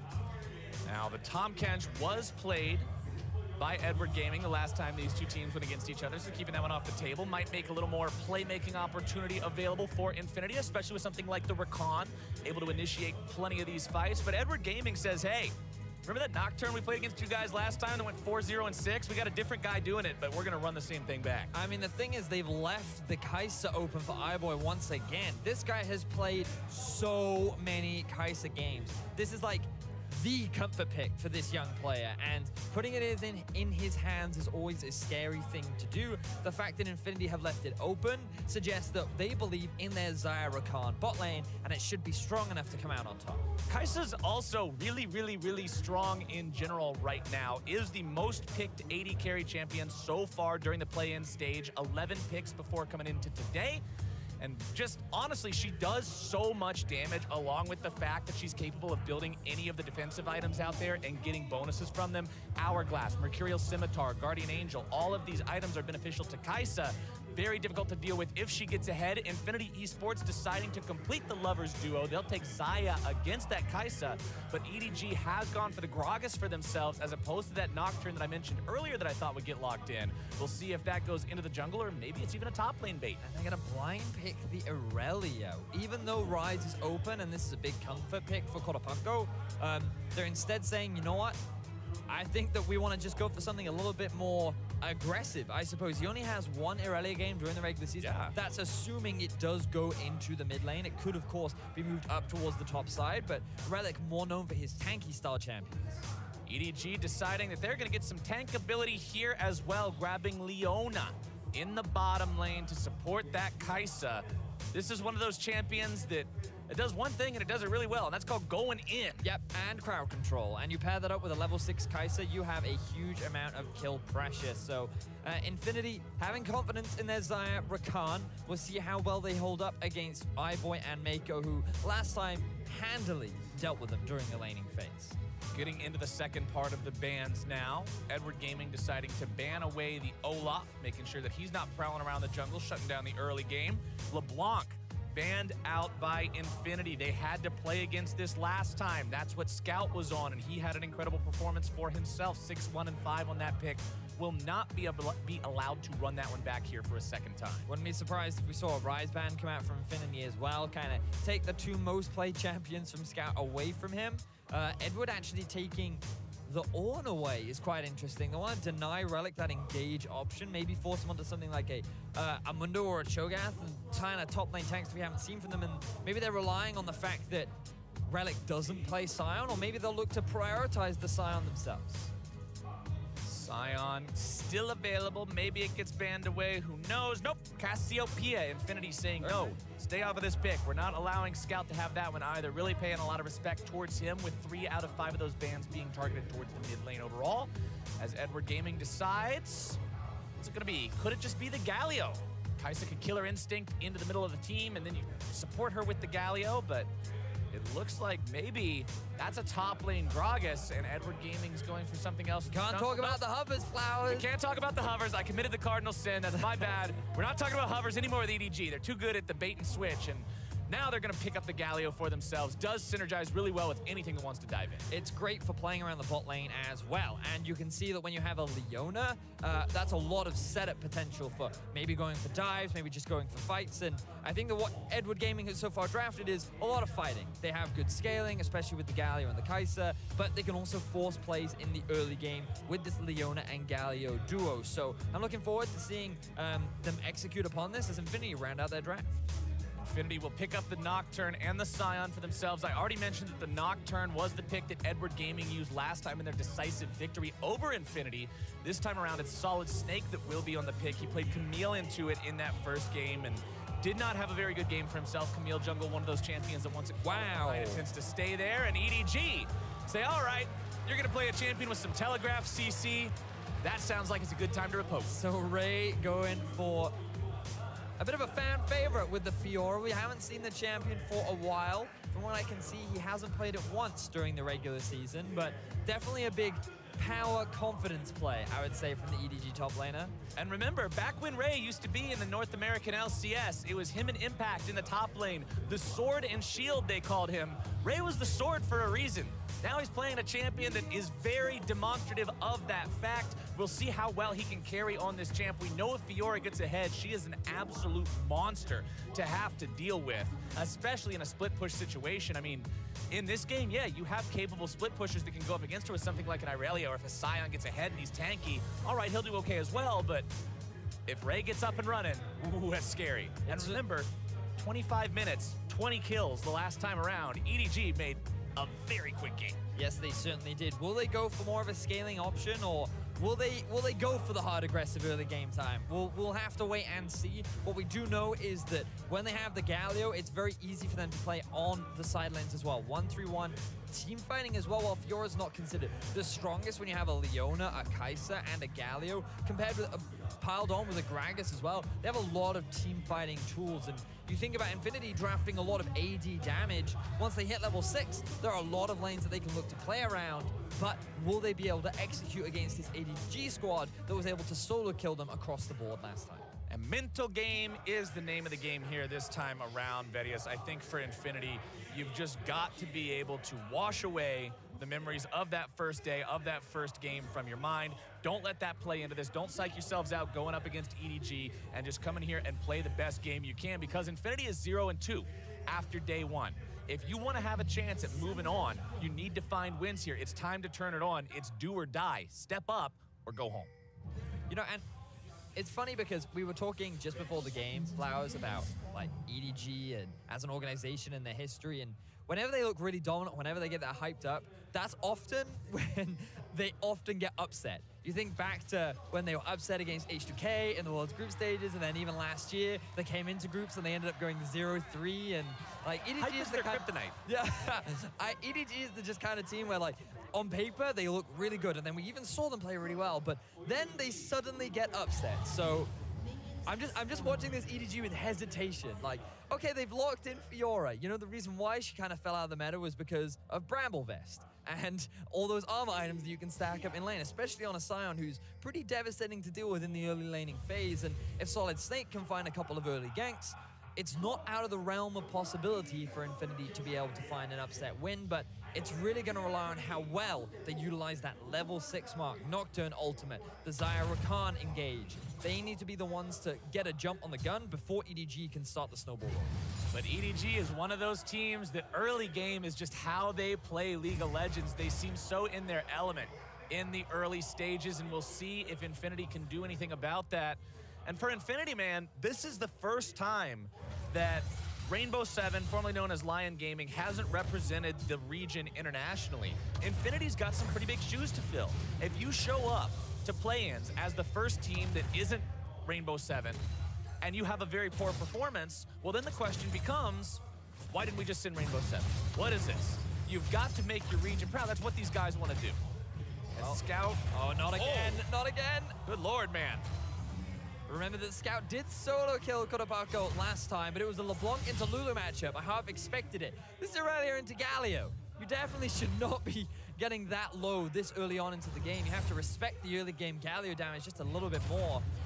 But Scout doing what he often does and just likes to get in your face. Scouts having a good time so far. I mean, EDG is one of those teams that heading into play-ins, people looked at it and said, yeah, this is one of your powerhouse teams here. This is a team everybody expects to get out. Everybody expects to take first seed, and for good reason.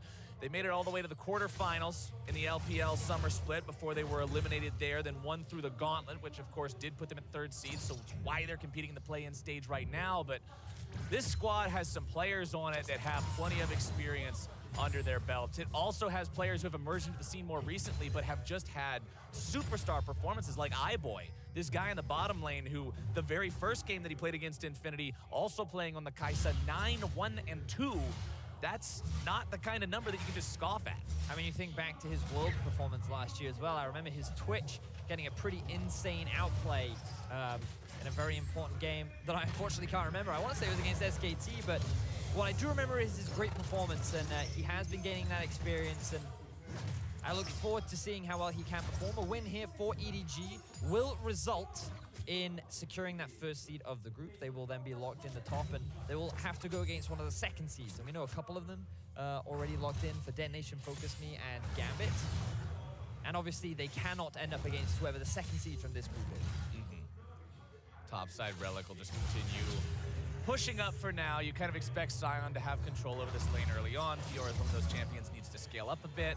Meanwhile, back in the bottom lane, it is a CS lead for iBoy and Mako over their opponents who, honestly, Xayah and Rakan for the longest time were like the name of the game in bottom lane duos. They had so much power, and while it's not quite to that extremity today, it's still a duo that has quite a lot of capability between the two of them, especially, like you said, once they hit that level 6, when you consider they have a jungler like Nocturne. But just the quality of players you're going up against in this EDG bottom lane, you really got to respect what these guys can do, because if you don't play it right, they've got the outplay. Yes, they do. It's one of those things about Leona where you kind of want the Rakan to engage upon you, and then you can go for that counter engage, which is why they have so much pressure in the bot lane right now, because if Infinity try to force anything, they can instantly get punished for it. But the mid lane is really the story of the game right now for EDG. Haro is here, the replacement jungler for Clearlove, the jungler that they often relied on heavily during the regular season, and the significantly more aggressive jungler in the early game as well. Now, the thing is, there's quite a lot of minions here, and you've also got the Nocturne still hanging around here too. Katapako going to be in some trouble. The gank comes in, the damage goes through. Katapako trying to flash out, get himself away on this one, down to 200 HP, drinking the potion, healing up. Winds of War come through, takes him down to 100 HP, tries to buy some time, but nope. Haro says, take a drink, buddy. First blood over to EDG. And EDG do it once again. They find the first kill in the game 5 minutes into the game. It's not a 1v1 this time around, but Haro doing what he often does, which is look for early ganks and set up the success for EDG. Haro only level 3 before that gank, did spend some time looking for opportunities bottom lane. Solid Snake level 5, making his way down towards the bottom lane now, trying to find the gank here on the EDG bottom laners. iBoy has to flash out, keeping himself alive. Mako also going to be pulling himself back there with the Zenith Blade to make the escape. TP going to be channeled. Mako with a flash forward into the stun, and the damage range true as Scout picks up kill number 2. And EDG as a team always impressed me with how quickly they're able to react to plays as we see them all fighting. All right, they're not reacting to anything here. They're the ones being proactive going in. Arce getting himself back. Solid Snake also going to be kept alive on that one, but Mako is just fearless here on the Leona. Haro shows up now as well to make sure that if they're sticking around, they are going to be taken down. Scout decides to go all the way in, and the Winds of War will find their target. 3-0 EDG. Vedius, this is looking eerily reminiscent of a moment just 2 days ago. Oh, it's so similar in how EDG are just demolishing Infinity in this early game. We talked about how the level 6 mark could be the turning point, and after the death in mid, I respect Solid Snake for trying to get some kind of play in the bot. Now, they are able to get the flash out from iBoy pretty quickly, but the TP almost instantly, once Infinity have just slightly overextended. Then you see Mako flash stun, just in time for the taunt to come in. There's no time for Renu to react. That allows EDG to get that initial kill, and then Scout's just like, wait. You're level 4. Archie, come over here. Let's hug it out. Looks like Archie didn't want to hug it out. Nah, not the kind of hug you want. The gold has already started ballooning in the favor of EDG. Here's a look at how things looked the first time these two teams played. Notice there is not a speck of red on that graph. That is quite accurate, yeah. It is just one big, tall, blue mountain range. And that's what EDG did. They ran away with the entirety of the game. Infinity never found a way back in. Things are starting off incredibly EDG favored this time around, and the name of the game for Infinity is staunch that bleeding. Find some Band-Aids, find something. Make sure you don't allow them to continue building this, because if EDG gets that early game lead, man, it's gonna be another fast game. I will be honest, if you are this far down, this early on into the game, it is often like you've just lost your leg. Especially against EDG, but that's not to say that a man can't walk without his leg. Now, the thing for Infinity is they're still approaching those level 6 marks. You can see Solid Snake has hit it, and Archie very close to reaching level 6 himself. There's no flashes towards the bot side of the map. The most important thing is that Infinity stops Scout from ulting bot lane. If they're able to do that, maybe they can find some kills. Maybe they can stop the bleeding, and they can start applying the prosthetic to start walking again in this game. Now, Solid Snake has been doing a good job farming. He's essentially been a level up on Haro throughout the entirety of this game, from level 4 to 3, now level 7 compared to level 6. They'll have to see if they can make a play with him, as the grand challenge has been issued here in the top side. The healing coming out means Ray is totally in control of this trade. Ray with a CS lead in the top lane, Scout with a CS lead in the mid lane, quite a CS lead for iBoy on the bottom side of the map after the way things transpired earlier.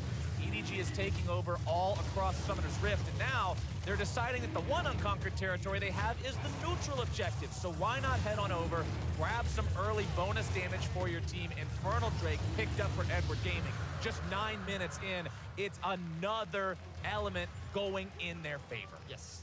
So EDG just using the early game lead that they have to secure a couple of extra objectives. Again, though, the level 6 marks have been hit. Ultis are available. This is where I kind of want to see Infinity try to force a play before the gold lead gets insurmountable from the side of EDG. Haro is there first, though, and you can see Mako sitting in the brush. Predator has been popped. Predator pop, but Zenith Blade missing from Mako means that EDG decides to call this one off, at least for now. Haro coming back around, seeing if maybe he can find the explosive cask into something. Doesn't want to risk going underneath the turret, getting charmed up and chain CC'd, bursted down. The Gragas isn't tanky. Stopwatch just now comes online for him as the clock ticks 10 minutes. Haro going for the cautious play there, not wanting to overcommit to something when you're already ahead like this. I can respect that one. As mid lane, you can see Scout heading up towards the top part of the map. The Scion ultimate noise means that Relic's heading back to lane with that one. A Solid Snake might be setting something up here on the bottom side. All right, here we go. There comes the play. It's going to be 3v3, though. They ran it on the side of EDG, but they're still going to lose their AD carry. He's already been taken down. The damage goes through, and now Mako might be in some trouble here himself. Solar Flare coming out, not going to find the mark on the enemy AD carry. A double kill over now to the side of Infinity Esports. Can they make it a triple? The auto won't find its way in, but they've got the fight. And this is what we were waiting for, but now Ray arrives in the bot lane. EDG, they're looking for something back. Ray wants to try to finish somebody off here. Can he get the kill onto Renyu? Does do so. Grand challenge going to be healing him back up now as well, but will it be enough? He grabs the double onto Solid Snake. Enemy jungler down. The Scion can't find the counter kill just yet. The heal from the Vital, not quite enough. So in a 1 versus 3, Ray is able to find himself 2 kills, but once Relic arrives, he shuts him down and gets a kill back for Infinity. 3 for 2 is the overall exchange, but at least Infinity, they get themselves on the board. 3 for 2 for Infinity. They're on the board. They close that gold gap up to under 1K now. You also got a little bit of extra money because the Fiora got 2 kills and then you killed her, so I guess we're going to find a silver lining on that cloud. You've still got ways to go, but this team strikes back. That's what you wanted to see from Infinity. The ability to fall behind and still stay relevant. Nice moves there from Kotopako, getting himself away from Scout and back to his turret. So this is what we wanted to see from the team. They hit the level 6, and then they try to force a play. Now, while the jungler from EDG was there for the counter gank, the burst from Solid Snake and Renyu was more than enough to secure the kill onto iBoy, and we said it, they didn't have their summoner spells available. It was really unlucky that they couldn't quite secure that kill, but then Ray joins the fight. Infinity, they just want to push the wave out before they go for the reset, and while the TP comes in immediately, Ray just does more than enough damage combined with the healing to find the kills needed to at least get something back for EDG.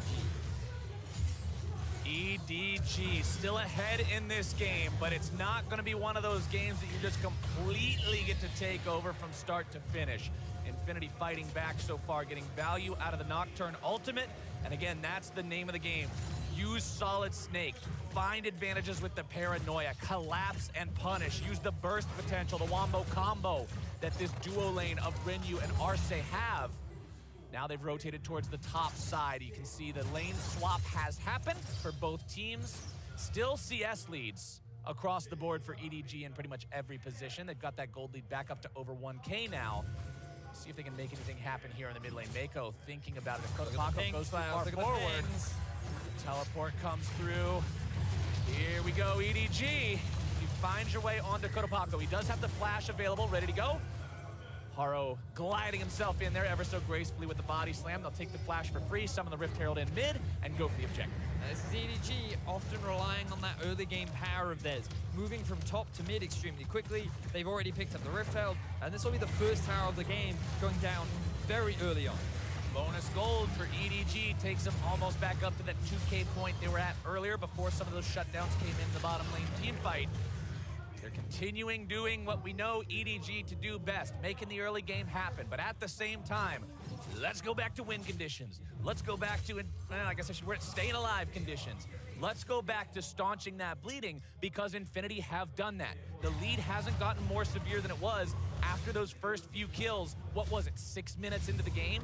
You've almost survived another 10 minutes without the lead getting completely out of control. And if you can get EDG into the mid game without them just completely dominating the game, you stand a chance. Yes, you do, because EDG, especially with Haro, once they get past the 15-20 minute mark, is when they start to make mistakes, when they start to get overzealous. They try to force way too many plays, and that is a window of opportunity for Infinity. You know, the fact that EDG often make those mid-game decision errors and can't just rely off of an early-game snowball. So that's why kind of slowing the snowball down is really important for Infinity. And the fact that Kotopako is able to avoid that gank is a very big deal, but they still lose their tower. And it doesn't mean that Infinity can just sit back and let EDG control the map. They need to be proactive themselves. And again, it revolves around this bot lane. Arce and Rinyu, combined with Solid Snake, need to be the ones to try and force kills onto iBoy. But it's going to be that much harder now that his summoner spells are back up. You can see this EDG gank squad roaming around right now, seeing if they can make any plays happen. Predator going to be channeled from Haru. Looking for the engage here. EDG moving forward, 4 men strong. Infinity ready to maybe make a counterattack go through here. Scion ultimate up towards the fight, looking to start something off. Scout goes in, able to find the 3-man taunt into the Winds of War now as well. Looking to channel the ulti, not going to be able to do it. Arce's already going to be taken out of the fight though as the Irelia ultimate finds its way into the middle of the mix. Infinity still looking to strike back. Its health bar's low on all sides as Haro's going to drop the Relic. They're still going to find more damage at the taunts. The shutdown credit over to Galio, grabbing the kill onto the enemy Scion. Ray gets the kill to Kotopako. It's a double kill for him. Solid Snake's also going to be dropping as EDG is popping off. They take down everybody on Infinity except for Rinyu. And EDG find themselves 4 kills for 1.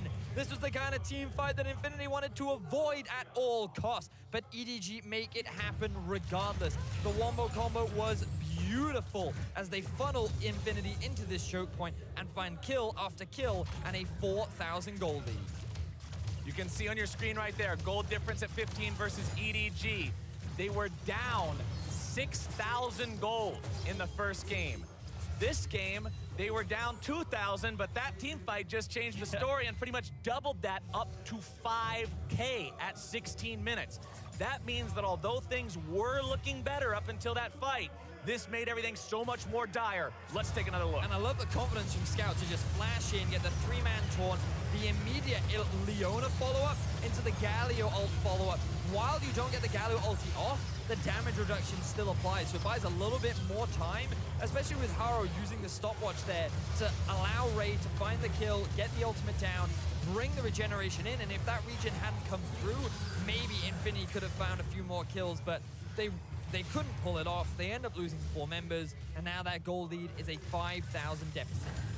Things have gotten dicey pretty quickly here for the side of Infinity as EDG off the back of that fight feels very comfortable moving forward into this mid-game with a 5,000 gold lead. Topside, Scout will be the one pushing towards this tier 1 turret on the Galio. Already has the Rod of Ages stacking up, almost up to 10 stacks on that one. Has 7 out of 9 kill participation, the most on the team.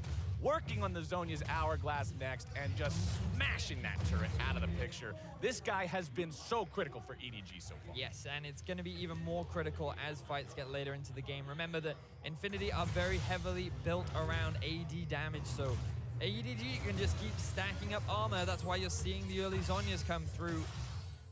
Ways in which they can come back, maybe if they can find picks onto EDG's members in the side lane. Look for a dive onto Scout, maybe catch Ray out of position. Things get harder and harder when you're at this big of a deficit this early on, and for Infinity, they're kind of clutching at straws to find ways back into this game. And let's talk about Ray for a second, though, because he's got the Ravenous Hydra already completed. Black Cleaver's almost done as well. This is the get away Scion, I'm taking the turret whether you like it or not kind of build. You're not really going to suffer a lot of lasting damage because you're just going to heal it all off on the minion wave anyway. That means the only guy that will be able to answer him as the game goes on in the split push will be the Irelia, and Cotopaco only just now completed Trinity Force. He is nowhere near as strong as this Fiora is. Unfortunately not, and when Fiora gets a lead in a side lane, she's really hard to kill. Like, yeah, really hard. And that Black Cleaver, severe difficulty. I would put it on like level 9 of the level 10 challenge scale. Especially for any of the members on Infinity. You said it in Champ Select, maybe the Irelia can hold her in a side lane, but even then, it gets to a certain point where unless Irelia has a strong enough early game lead, she's gonna get out-dueled. It's a tough task for Infinity. They really are relying on EDG to just make those mistakes. And again, they have done it in the past, but the last time these two played, EDG were pretty cutthroat in how they ended the game. Absolutely, they did end that game at 25 minutes or so. So Infinity definitely wants to make this one last longer than that, but it is up to largely EDG at this point to overcommit to something. It's up to Infinity to be ready to punish. You brought up earlier that you love the reaction time of EDG on that first play in bottom lane, saying, oh, hey, teleport opportunity, let's punish right now, go, go, go, go, go, go, go, go. That's what Infinity needs to be able to do if EDG oversteps. But man, this feels dangerous right now, being this far forward, being the ones trying to force your opponents to react when you're 5,000 gold behind. If they do react in time, you're routed. Look at the Galio moving down towards the mid lane. He was just hanging around. He has the teleport up, he has his ulti up as well. EDG were ready to fight for that tower, but Infinity wisely back off. They don't want to take the risk. They're just slowing the game down. Again, kind of waiting for EDG to make that mistake, but Ray continuing with the pressure in the bot side of the map. Black Cleaver has been finished. He has a red buff as well, and he's just making mincemeat of that tower. And of that Scion, with the grand challenge issued for Vitals, means Scion's almost completely dead. They're looking to stop the ulti to get himself away. Ray's still gonna be taken rather low, still gonna be shut down. Kill credit goes over to the AD carry of Infinity, but is it gonna be enough? Featherstorm comes out. Highboy's still looking to go further underneath the turret. Can't grab the damage he needs. Another turret shot into him almost finishes him off. It's a 1-for-1 at the end of the day. They shut down the enemy top laner, and for Infinity, that fight is okay. Topside Scout with the outplay takes down Cotopaco in the one-on-one. We'll have to get a replay of that one later. Infinity holding on for now, but woo. Big stuff there for EDG, but again, it also highlights the mistakes that we were talking about. Ray diving a Scion without the full support from his team. He ends up losing his life too, which means that Infinity end up trading 1-for-1, but then of course the solo kill happens towards the top side, and I like the ambition from Cotopaco, the fact that he tries to dive Scout underneath his own tower to try and secure a kill, a small advantage back in favor of his team, but they were not quite able to pull it off. They do keep the bot tier 2 alive for the time being. The gold gap has not snowballed even further in favor of EDG, but still heavily in control of the game, really dictating the pace, forcing Infinity to constantly react to whatever EDG throw at them. Infinity has got to be comfortable on their back foot because they are going to be on it for most of, if not the rest of this game. EDG continuing to maintain and build upon that lead. 6,000 gold now, the tune of that song they're playing as they secure vision over the Baron area. 22 minutes into the game, Baron's a possibility, especially when you have Kai'Sa and Fiora. If you get a couple of picks and you can set this team up to take that objective, it is easy money, Vedian. Oh, it certainly is.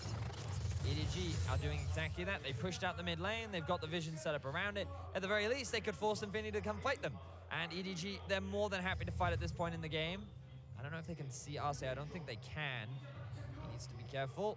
But EDG, they're not quite aware of where he is.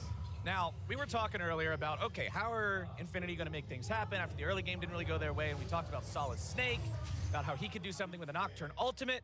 Tell me, Vedius, as an avid Nocturne player, if you have a Warrior enchantment and just now bought Black Cleaver, and you're in this state of a game, you probably don't want to go in too far, do you? Nope, you really, really don't, and it's because of how squishy you are, and boy! Killer Instinct, not quite killer enough.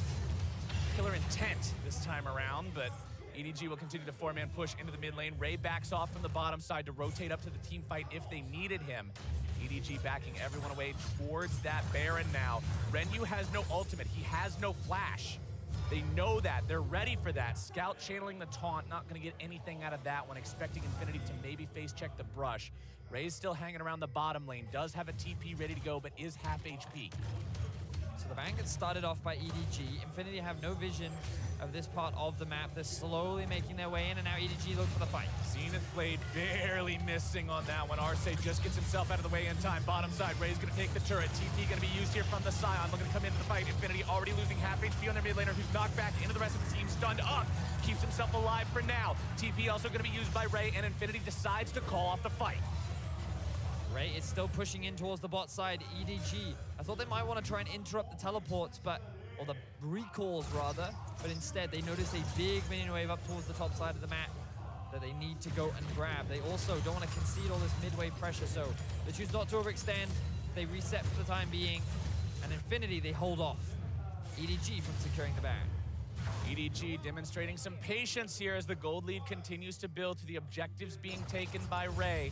7.5 thousand gold, 24 minutes into the game. They were pretty much on the Nexus at this point the first time these two teams played, so it has been a better showing from Infinity this time around, but considering just how outclassed they seemed the first time these two teams fought, Infinity, no one expected Infinity to win this game coming into this. They were the absolute underdog. They would have to pull off some kind of an incredible adjustment from game number one to find the win here. They've made good adjustments. I like what I'm seeing from them this game compared to the first game, because the first game was a complete wipe. Yes. This game, they've struck back. They've found moments of success. Yep. But it's still not enough. EDG just seems so far in control. Outside of a major error, I don't see how you come back into the game, but they're going to look to do it right now. Looking to find the team fight initiation is Infinity, but Solid Snake's going to be taken low already. They get Iboy! But Iboy's already going to be killed. The double kill over to Konopaco. Infinity have found multiple members of EDG. Scouts now in some trouble underneath the turret, but they're still looking to collapse with the full might of the team. Arce's in the back line. Infinity needs to finish the rest of them off. Mako's going to be taken low. Scout's going to be taken low. Shut down over to Konopaco. More damage coming through. You gotta be kidding me. Ace, Infinity Esports. Infinity find the dream team fight against Edwards Gaming. The Baron is in their eyes. They have all 5 members alive, and Infinity, it is happening. Get in my time machine with me, Vedius. We're going back to Worlds 2017 right now. EDG up against SKT, 10,000 gold. It's a mid lane team fight. It's a Rakan flank from the left bush, and it kills everybody, and it does it here again. Infinity do it. They pull off the miracle, they find the team fight, and the initial engage, it even misses. It doesn't land onto Iboy, but everything else does. Look at that stun into knockup. Konopaco dives onto Iboy, who's chained CC for so long. The peel doesn't come out fast enough. EDG gets split apart, and then the chase comes down from the rest of Infinity. Such a fantastic fight. Beautiful execution, and all the pieces finally come together as EDG fall to Infinity. I couldn't have cast or cursed it at a better time. If you're an Infinity fan, saying it seemed almost impossible barring a major error from EDG, but the execution was so good there from Infinity to catch them off guard. Again, the sense of deja vu. That is almost the exact same spot SKT did it a year ago. And redemption for Konopaco as well. He played that team fight phenomenally, and after being solo killed twice against Scout, he finally makes a fantastic team fight happen for his team. And now, Infinity, 5 members alive, all baroned up, are knocking on the doors of EDG's base. All baroned up, both barrels blazing, marching down the mid lane, seeing if they can break the EDG base. They've got ults ready. We talked about it, Flowers. EDG, once they get past the 15 to 20 minute mark, that's when they start to let the ball slip. That's when they start to slow down. And Infinity, they capitalized upon that moment. They saw it and they made it happen. You can see Infinity with first Baron have a record of 13-0 and they're going in again. Arce's going in yet again, looking to find that initiation. They're still underneath the turret though. This could be good. We'll see if they can find the damage. Boys out of the picture. This could be the team winning fight. We'll see if they're able to find the damage over the rest. Manko's already going to be brought down. Scout as well. Infinity Esports, you just did it! Infinity, 5-0 once again, will rip through the heart of EDG and find the upset win. To infinity and beyond, the Nexus in their sights. God bless, they take down EDG.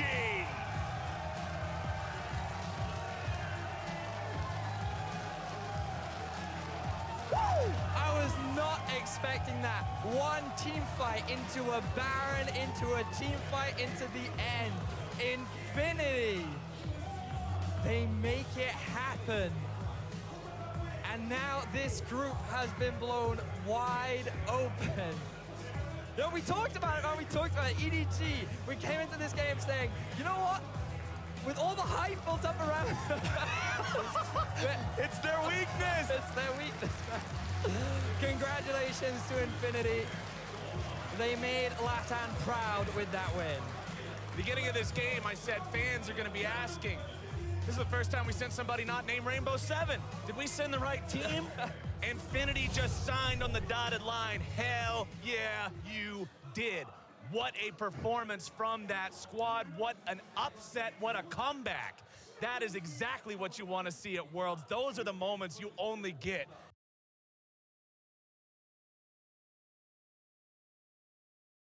during moments like these. Playing stage, man. Like during stages like these. We saw the upset against G2. We saw Cloud9 almost dropping the game to Damnation Focus Me, and now we see EDG dropping the game as well. This has been one of the most hyped playing stages we've ever seen, and that was a fantastic win for Infinity.